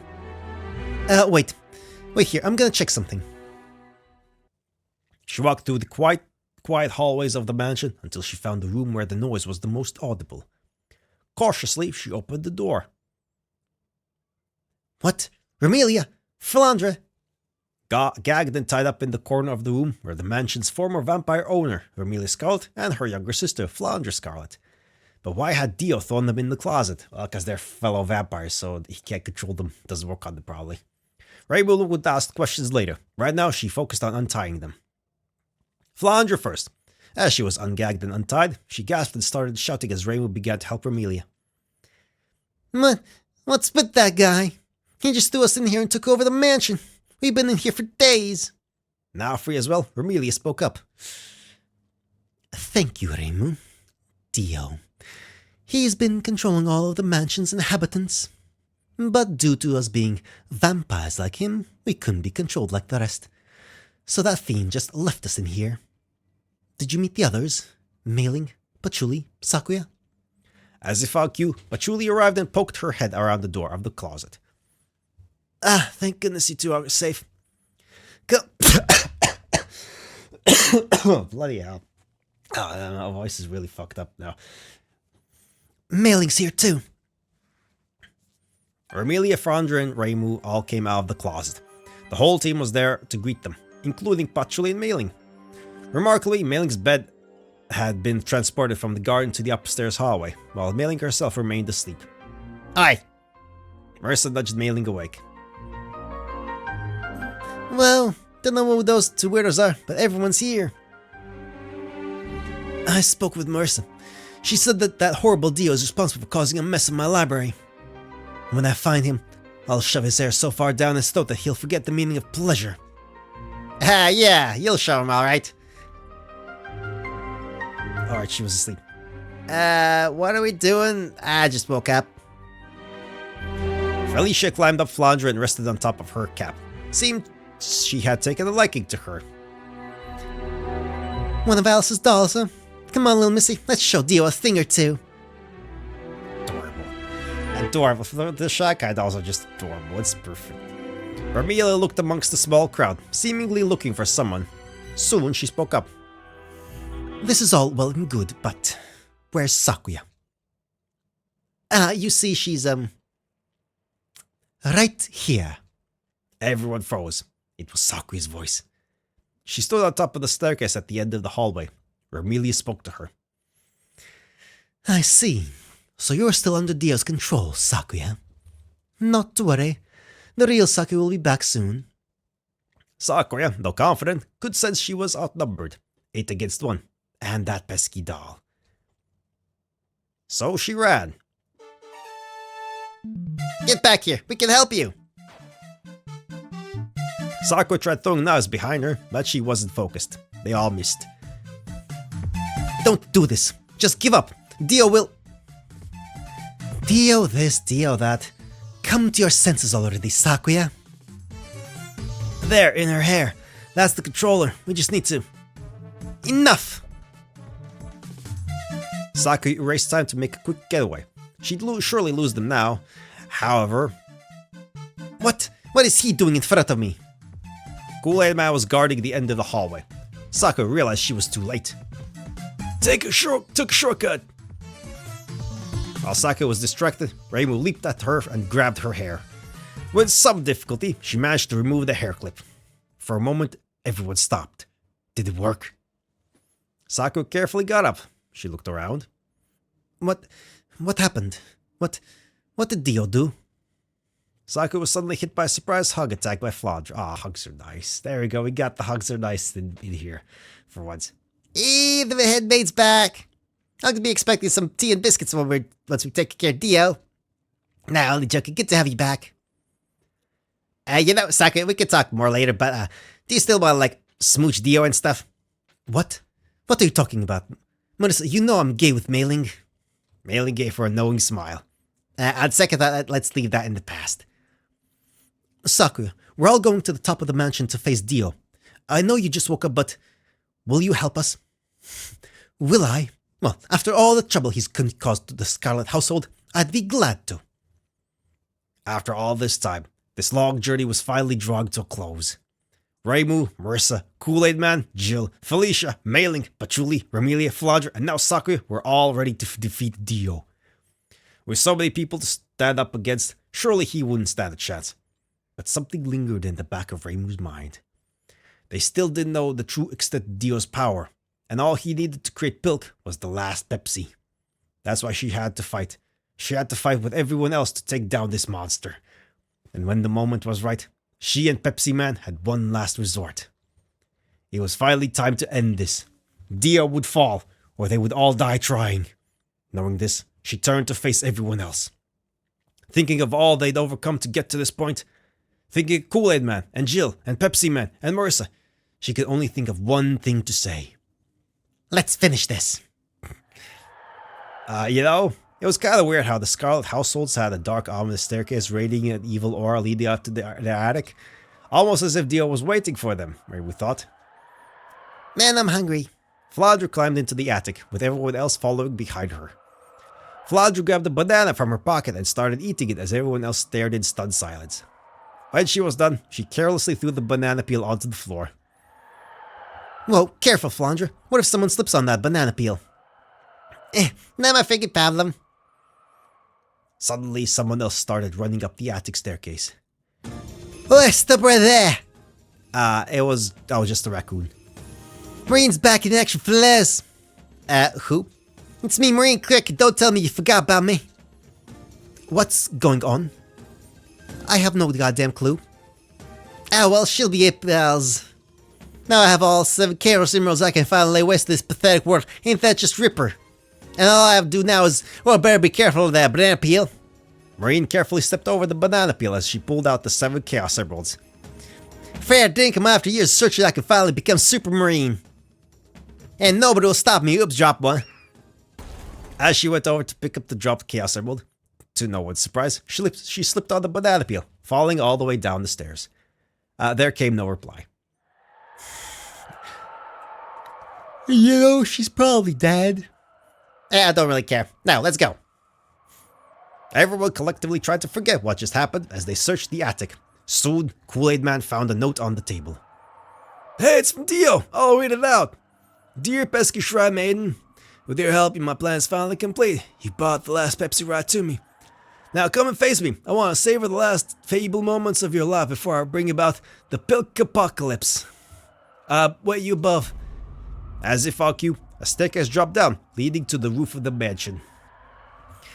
Guess this is it then. With all 10 of us to stand up against, he'll be completely outnumbered. Reimu reassured everyone, including herself. Reimu knew she'd be bringing the last Pepsi right to him, but this was the only chance she had. Cautiously, everyone made their way up the staircase, onto the roof of the mansion. Dio stood on the edge of the roof, overlooking all of Ginsokyo.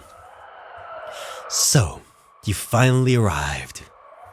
Give it up, Dio. You're outmatched. Alright, little missy, this is the moment we've all been waiting for. Felicia, attack! Vladimir threw Felicia straight forward towards the back of Dio's head. Reimu blinked. In an instant, everyone but her had collapsed onto the ground. Dio's music. It's good stuff. Let me explain something, Reimu. I possess a special ability called a stand. My stand, the world, allows me to stop time. Within stop time, I can do whatever I please. As he spoke, he looked up at the moon, sitting high in the sky. I have all night to defeat you, Reimu. That's plenty of time. This will only take a second. Zavarda!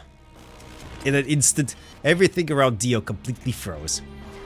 Though Reimu was frozen in stop time, it was at this moment where she realized the sheer overwhelming power she was facing.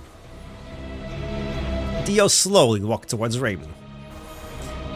It's such a shame. I was hoping you'd put up more of a fight. He readied his hand to grab the last Pepsi off her back, all while she couldn't do anything about it. But just before it landed, time resumed, and Reimu was able to just barely jump out of the way. Count yourself lucky that you may breathe for a few moments more. In my current state, the world can only stop time for 5 seconds. You see, Reimu, I've been living in Gensokyo for quite some time, hundreds of years. I've watched you grow, improving your abilities, as I waited for the perfect moment. And your fateful encounter with Pepsiman couldn't have been more perfect. With the last Pepsi in your hands, all I had to do was bide my time, waiting for the chance to strike. Reimu couldn't bear to listen to this guy any longer. She fired the Yin Yang Orb directly at him, but with the help of his stand, he effortlessly dodged it. Then she fired more, but as Dio kept approaching, he wasn't hit by a single one. You should count yourself lucky, Reimu. After all, you'll be the one to witness the end of this world. As an immortal being, I've wished nothing more than to wipe the planet of all its filthy scum. Humans, magicians, yokai, it matters not. And in the wake of my destruction, I will create a utopia in its place. Dio Land. A utopia that you will never live to see. Honestly, Reimu, I have to thank you. After all, you're the one who's made this all possible. With that, he revealed the last Pepsi in his hand. He must have used this time to stop to grab it from Reimu when he was monologuing. Reimu lunged forward to grab it out of his hand, but he effortlessly zipped out of the way. He pulled out a glass cup and set it on a little wooden table. He poured all the Pepsi bottle into the cup, then pulled out a container with the milk of the gods inside, thoroughly mixed to unlock its true potential. He poured the milk into the cup. Dio grabbed the cup. He violently chugged the whole beverage down, before throwing the emptied cup onto the floor. Oh, he drank the pilk. Good God. Something radiated within Dio, as if some devastating new power had been awakened. He began to slowly fly off the ground, hovering above Reimu. Yes, this is it. After all these years, this power, it's finally mine. With this power, I have finally become Ultimate Dio. Reimu couldn't believe what she was seeing. Yeah, there's stars behind the moon. What the fuck? That's wrong.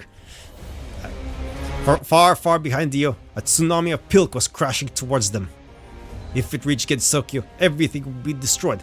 She had to finish this quickly. But what could she even do? You're nothing but a meddling brat, Reimu. It's time to finish you and your bothersome friends off. For good. He roared behind Reimu and fired a massive pilk laser from the palm of his hand. Reimu got out of the way just in time, but the laser hit the wooden table. Upon touching the pilk laser, the table immediately evaporated. If that laser were to hit her, she'd be finished. Accept your fate, Reimu. There is nothing you can do. Now stand still while I finish the job. Before Dio could finish, he was struck by a sudden electric attack. Reimu glanced over. It was Marissa. Don't worry, Ray. We've got you back. Perhaps you'd like to go first then. Dio fired another laser to the side, sweeping it over to hit Marissa. Crevice spike. Jill was here too. Her crevice spike caused the roof of the mansion to spike up in front of Marissa, barely withstanding the might of the pilk laser as it swept over her. The wall crumbled to dust as the laser passed over it, blocking it from Marissa. Why you? What are you smiling about? Care to share it with the class? Nothing. Bam! Dio was punched in the back of the head by the Kool-Aid Man. Man, I've been waiting for that one. You think you can harm me with such a pitiful attack? Pathetic. The pilk gave me powers you cannot even comprehend. With that, the mansion was hit with the sudden tremors. Reimu looked over. The tsunami was getting closer. Suddenly, Sakura lunged forward. You've gone far enough, Dio. For the trouble you've caused the Scarlet household, I have no choice but to eliminate you. Sakura threw volley after volley of knives at Dio, but none of them landed. Marissa interrupted her. Girl, he can stop time. Maybe try something else. In spite of Marissa's sass, she decided she would stop holding back. Alright, I'll erase time so he can never stop time. It's perfect. Dio suddenly appeared in front of her. Maybe you shouldn't state your master plan out loud. Before Sakura could do anything, Dio used his forward special to knock Sakura off the roof of the mansion. Dang. Now, with her out of the picture, none of you can stop me. Go ahead, Kool-Aid Man. Hit me with your fruit punch. Kool-Aid Man shrugged as much as a jug man could shrug. Okay. Kool-Aid Man punched him in the stomach. However, Dio easily shrugged it off. Don't you understand? In this state, I'm invincible. And I've been toying with you for long enough. It's time for you all to die. Dio fired several more lasers, causing devastation to the exterior of the mansion. Reimu knew this couldn't continue for much longer. Either someone would get hurt or Gensokyo would be destroyed. She had to act. She desperately searched for the Pepsi bottle among the rubble. She found it. Miraculously, it had survived the prior chaos. She peered closely into the bottle. Yes, there was one drop of Pepsi left in the bottle. She didn't know if this would work, but she had no choice. If what Pepsiman told her was true, then... Hey, Dio, I'm gonna kick your ass. Unlikely. Reimu put the ball up to her mouth, and the last drop of Pepsi slowly fell through. She drank it. Nothing happened. What? Were you getting thirsty? Maybe a little tired? Ooh, I'm so scared. Now stand still while I finish the job. While I finish the job. Oh. What? Must stand. Why isn't it working? You've gone far enough, pal. In Dio's confusion, he lost sight of her. He glanced back over. No. Impossible! Reimu Hakure, you've developed your own stand? Ha! With the power of Pepsi, and by believing in myself and my friends, I've unlocked a new power. I think I call it Pepsiman theme song. Oh god. We kinda have to listen to it. Hey, bestie, ready to kill this guy? You bet. Damn, surely is Pepsi's last hope, huh? Looking for someone? My stand. Not anymore, it ain't. With Pepsiman theme song, originating from mankind's greatest beverage, nothing can stand against it. And your stand, the world, statistically is not Pepsi. So away it goes. Alright, come on, Dio. You and me, let's go. You wanna go, mate? Yeah, let's go. Very well. The two of them took to the skies, leaving everyone else below.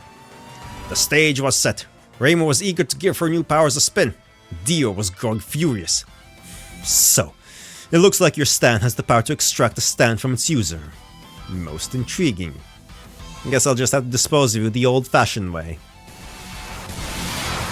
Dio fired several lasers at Reimu, but she swiftly flew out of the way. She tried to close in on Dio, but he was just as fast. Reimu knew she had to slow Dio down somehow. That's when she had a foolproof plan. Hey, Dio, look over there. A distraction. You think you can fool me with such a simple-minded tactic? You must be... Ow! Marissa threw her brick of a gamer phone up at Dio. Reimu gave her a quick thumbs up before closing in on Dio. She used her stand to punch him right in the head, knocking him back. Ah man, that felt good. So, you've got hands after all, Reimu. But it's time I stopped holding back. Now, the Pilk's true power shall be unleashed. Pilk Pillars! Reimu was thinking to herself how lame that attack name sounded before she was knocked back from a pillar of Pilk erupting below her. Several more pillars erupted around her. She weaved in and out of the pillars, chasing Dio. This was getting exhausting, but she had to persevere. You've gone far enough! The battlefield was lit up by an uncountable amount of Pilk lasers. One wrong move, and Reimu was toast. Seems Dio was trying to tire her out, Reimu thought to herself. Her flight stumbled for a moment. That's when she heard the voice she most wanted to hear. Help was on its way. Alright, Dio! What a ridiculous... what a ridiculous... Oh, no. I can't even... Anyway, that's... The gag was here. Marissa was flying on her broomstick with Jill on the back and Kool-Aid Man hanging from the bottom. I'll focus on steering this thing. You two handle this. Got it! Dio, I won't let you wreak havoc upon Gensokyo. These people have given me hospitality and companionship. I won't let you harm a single person. You've had it coming since day one, buddy. This place is pretty damn cool, and I'm not letting you lay a finger on it. Jill quickly mixed up a drink in her shaker. 4 Bronson extract, 3 Flaner guide, 3 Carmatrine, suplex. Jill chugged the drink in her mixer. This'll give me the strength to do this. With that, Jill grabbed Kool-Aid Man from under the broom, effortlessly swinging him around with one arm. When she'd built up enough speed, she let go of the Kool-Aid Man, aiming him directly toward Dio. So long, gay Dio! Super Fruit Punch! Using both fists, Kool-Aid Man punched Dio with all of his might, knocking Dio out of flight. He started falling back down to the roof. Reimu saw her opportunity. This is for all you've done, Dio. Take this! She readied her stand for one final blow. She struck. Pepsi, Pepsi, Pepsi, Pepsi, Pepsi! After a flurry of punches, she hit him with one final powerful blow. Oh, that was what they would, of course, but Pepsi, Pepsi, Pepsi just doesn't work with that because the p sound is just does not lend itself to being repeated so often, repeatedly. Anyway, Dio flew far, far back, so far that he vanished from everyone's sight. She knew they'd never see him again. The last they heard from Dio was his final outraged cry. Reimu! Curse you! Curse you! Curse you. Dio flew so far back that he actually left Japan entirely, switching time zones. He kept flying east, flying across the globe. He quickly realized he was entering the United States, where it was still daytime. As he slowly crumbled to ash, the last thing he saw traumatized him for the few short moments left in his life. He let out one last feeble cry. No! Texas! Not Texas! Anything but that! No! Fuck. Dio soon became nothing more than ash, flowing in the wind. Dio was gone. Or so we think. You never know with that guy. He can always appear again. He's an asshole like that. Darkness. Nothing but darkness. It was overwhelming. Did they do it? She thought they did, but why was everything so dark? Wait, was she asleep? Ah, that explains it. Ray! Figure wake up party. We did. We really did. We beat Dio. Dazed, Reimu gradually came to her senses. The sun was slowly rising. The milk tsunami was gone. Everything that had just happened, it all felt like just a bad dream. Oh yeah, no, that's what I call a fight. Looks like Insokyo is safe now. Good job out there, everyone. Reimu looked around. Seems like her stand had disappeared. She looked over to the empty Pepsi bottle, lying amidst the rubble. Even though they couldn't talk with Pepsiman anymore, Reimu knew just how proud he would be. Yeah, good job out there. Hey, I don't mean to interrupt you or anything, but may I ask who's going to pay for the damages to my mansion? Not us, we just saved your asses. Reimu suddenly felt a vibration from her gamer phone. Alice here. I'm coming over to pick up Felicia. I'll be there in 2 seconds. Oh, wait, what? Hey, I trust my beloved doll is still in your possession. Ah, you mean her? I'm impressed.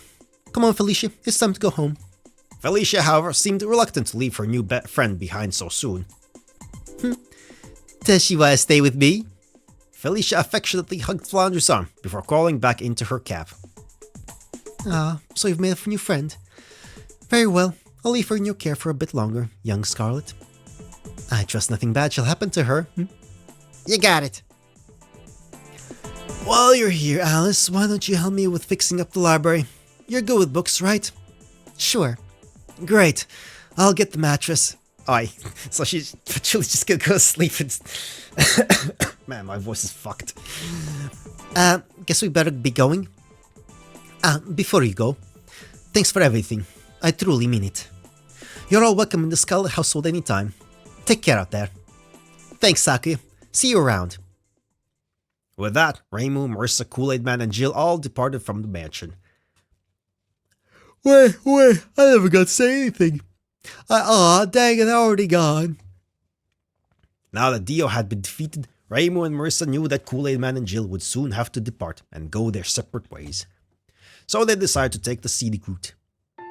Remarkably, after the havoc Dio nearly caused upon Gensokyo, the human village stood only half obliterated. Reimu considered that a success.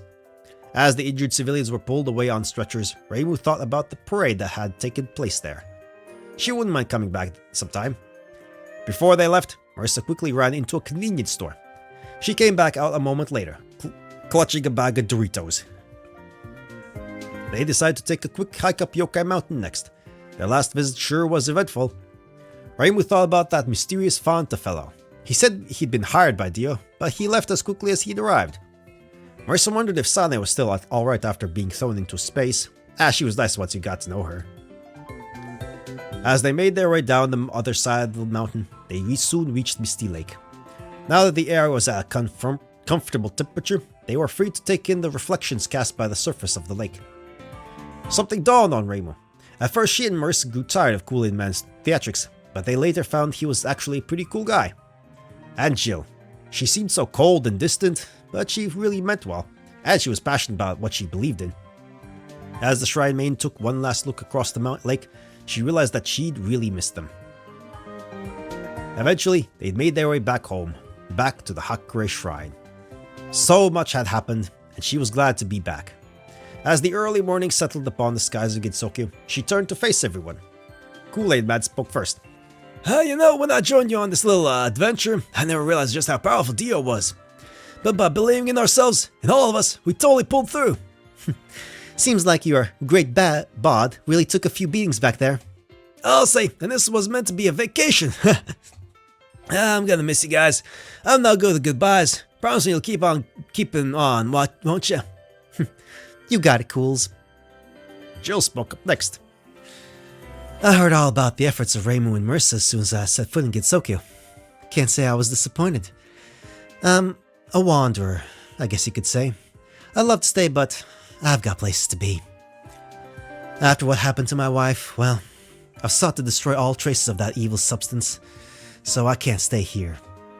But maybe I'll pay a visit to my home, Glitch City, and I'll have quite the tale to tell. Take care out there. I sure won't forget our time together anytime soon. Oh, you can't take this anymore. Come here, all of you. Before anyone could object, Kool-Aid Man pulled everyone into the biggest bear hug he could manage.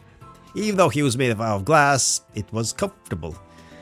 Hold on a sec. I think I might have something in my old jug somewhere. Marissa wriggled her way out of the hug and ran inside the shrine. Soon she came back out, holding an old camera. I forgot I had this old thing with lying around. Thought we could use it to commemorate the occasion, you know. Oh, that's right. I never got that postcard, did I? Wow, that'd be perfect. Get in position, everyone. Marissa turned on the camera's timer and set it in place on the outdoor railing. She quickly ran back in place with the others, putting on her best smile. Everyone else looked really happy too. And... click.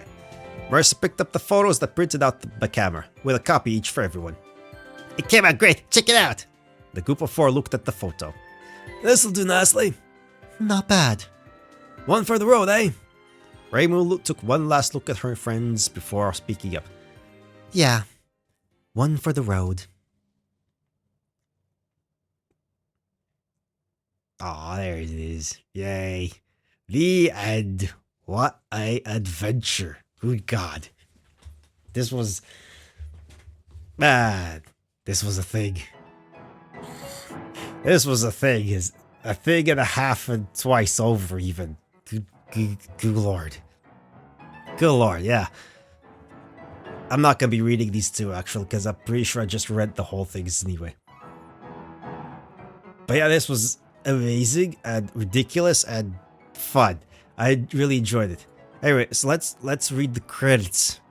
Let's read the credits. Sprites, Gravity Circuit, JoJo's Bizarre Adventure Part 3, Stardust Crusaders, Mario Kart, Double Dash, Mega Man 3, Mega Man 0, Minecraft, Pepsiman, PS1, Shantae, Half Genie Hero, Shantae and the Seven Science, Sonic Adventure 2, Sonic Rush Adventure, Sonic the Hedgehog 4, Episode 2, Super Mario 64, Super Mario 64 DS, The Legend of Zelda Majora's Mask, The Messenger, Touhou Suimoso, Immaterial and Missing Power, Touhou Hisoten, Scarlet Letter Rhapsody, Touhou Shinkiro, Hopeless Masquerade, Touhou Kishinjo, Double Dealing Character, Touhou Shinpiroku, or Legend in Limbo, Touhou Hyoibana, an Antimony of Common Flowers, Touhou Goyoko Ibun, Ultra Kill, VA, Holiday, Cyberpunk Part of the Adventure. Music, Castlevania Symphony Night Dance of Tales, Chrono Trigger Fanfare, Dynamite Heady, your Izayoi, Free to Play Major Boss Battle, Snowfields, Free to Play 2, Zaula, Hollow Knight, Decisive Battle, Mantis Lords, JoJo's Bizarre Adventure 3-part, The Stardust Crusaders, Darking Birth, Dio's World, Kirby's Return to Dreamland, Dreaming of Clouds, Mario Luigi, Browser's Inside Store, Let's Meet in the Mysterious Forest, Metal Gear Solid 2, Sons of Liberty, Splat Sneaking, Metro Fusion Sector 5, Paper Mario Club 64, Pizza Tower, Fully Coolly Holiday, Pumpin' Hot Stuff, Shantae and the Pirate's Curse, Unfinished Business, Sonic Really High Spec, Robo Gore, Sonic Rush Adventure Normal, Sonic Unleashed, Apotos Day, Spark the Electric Jester, Ultimate Final Boss, Super Bomberman 3 Password, Super Mario Galaxy, Ball Rolling 2, then be Base Tension, The Messenger, Preparation, Phantom's Legacy, Touhou Yo-Yomo, Perfect Cherry Blossom, Necrophantasia, Touhou Hisoten, Scarlet Weather, Absolutely Flowering Night, Touhou Shiraiden, Subterranean Animism, Lullaby of Deserted Hell, Yosei Daisenso, Touhou Sangetsusei, Ice Fairy of Spring. I was hoping for credits of the actual people or something. But okay, patch notes. What you got? Do you have anything fixed? Blah blah blah, whatever, that doesn't matter. A vlog. Anyway. Reimu's refreshing adventure. It was... I already said it was amazing thingamajiggy. Yeah, I need to process all that, but that was fun. That was silly, ridiculous, very stupid, and I loved it. It's genuinely a good adventure thing. Like, it has all the typical adventure tropes and everything else, and it was good. It was fun. Well done. Just because something is ridiculous doesn't mean it can't be also good and follow the same things that everything else usually does. Classic stuff. Classic stuff. It's a modern day classic, I'll tell you. There we go. That's how it is. Okay, goodbye now. I need to not speak now for a whole day or something. Good God.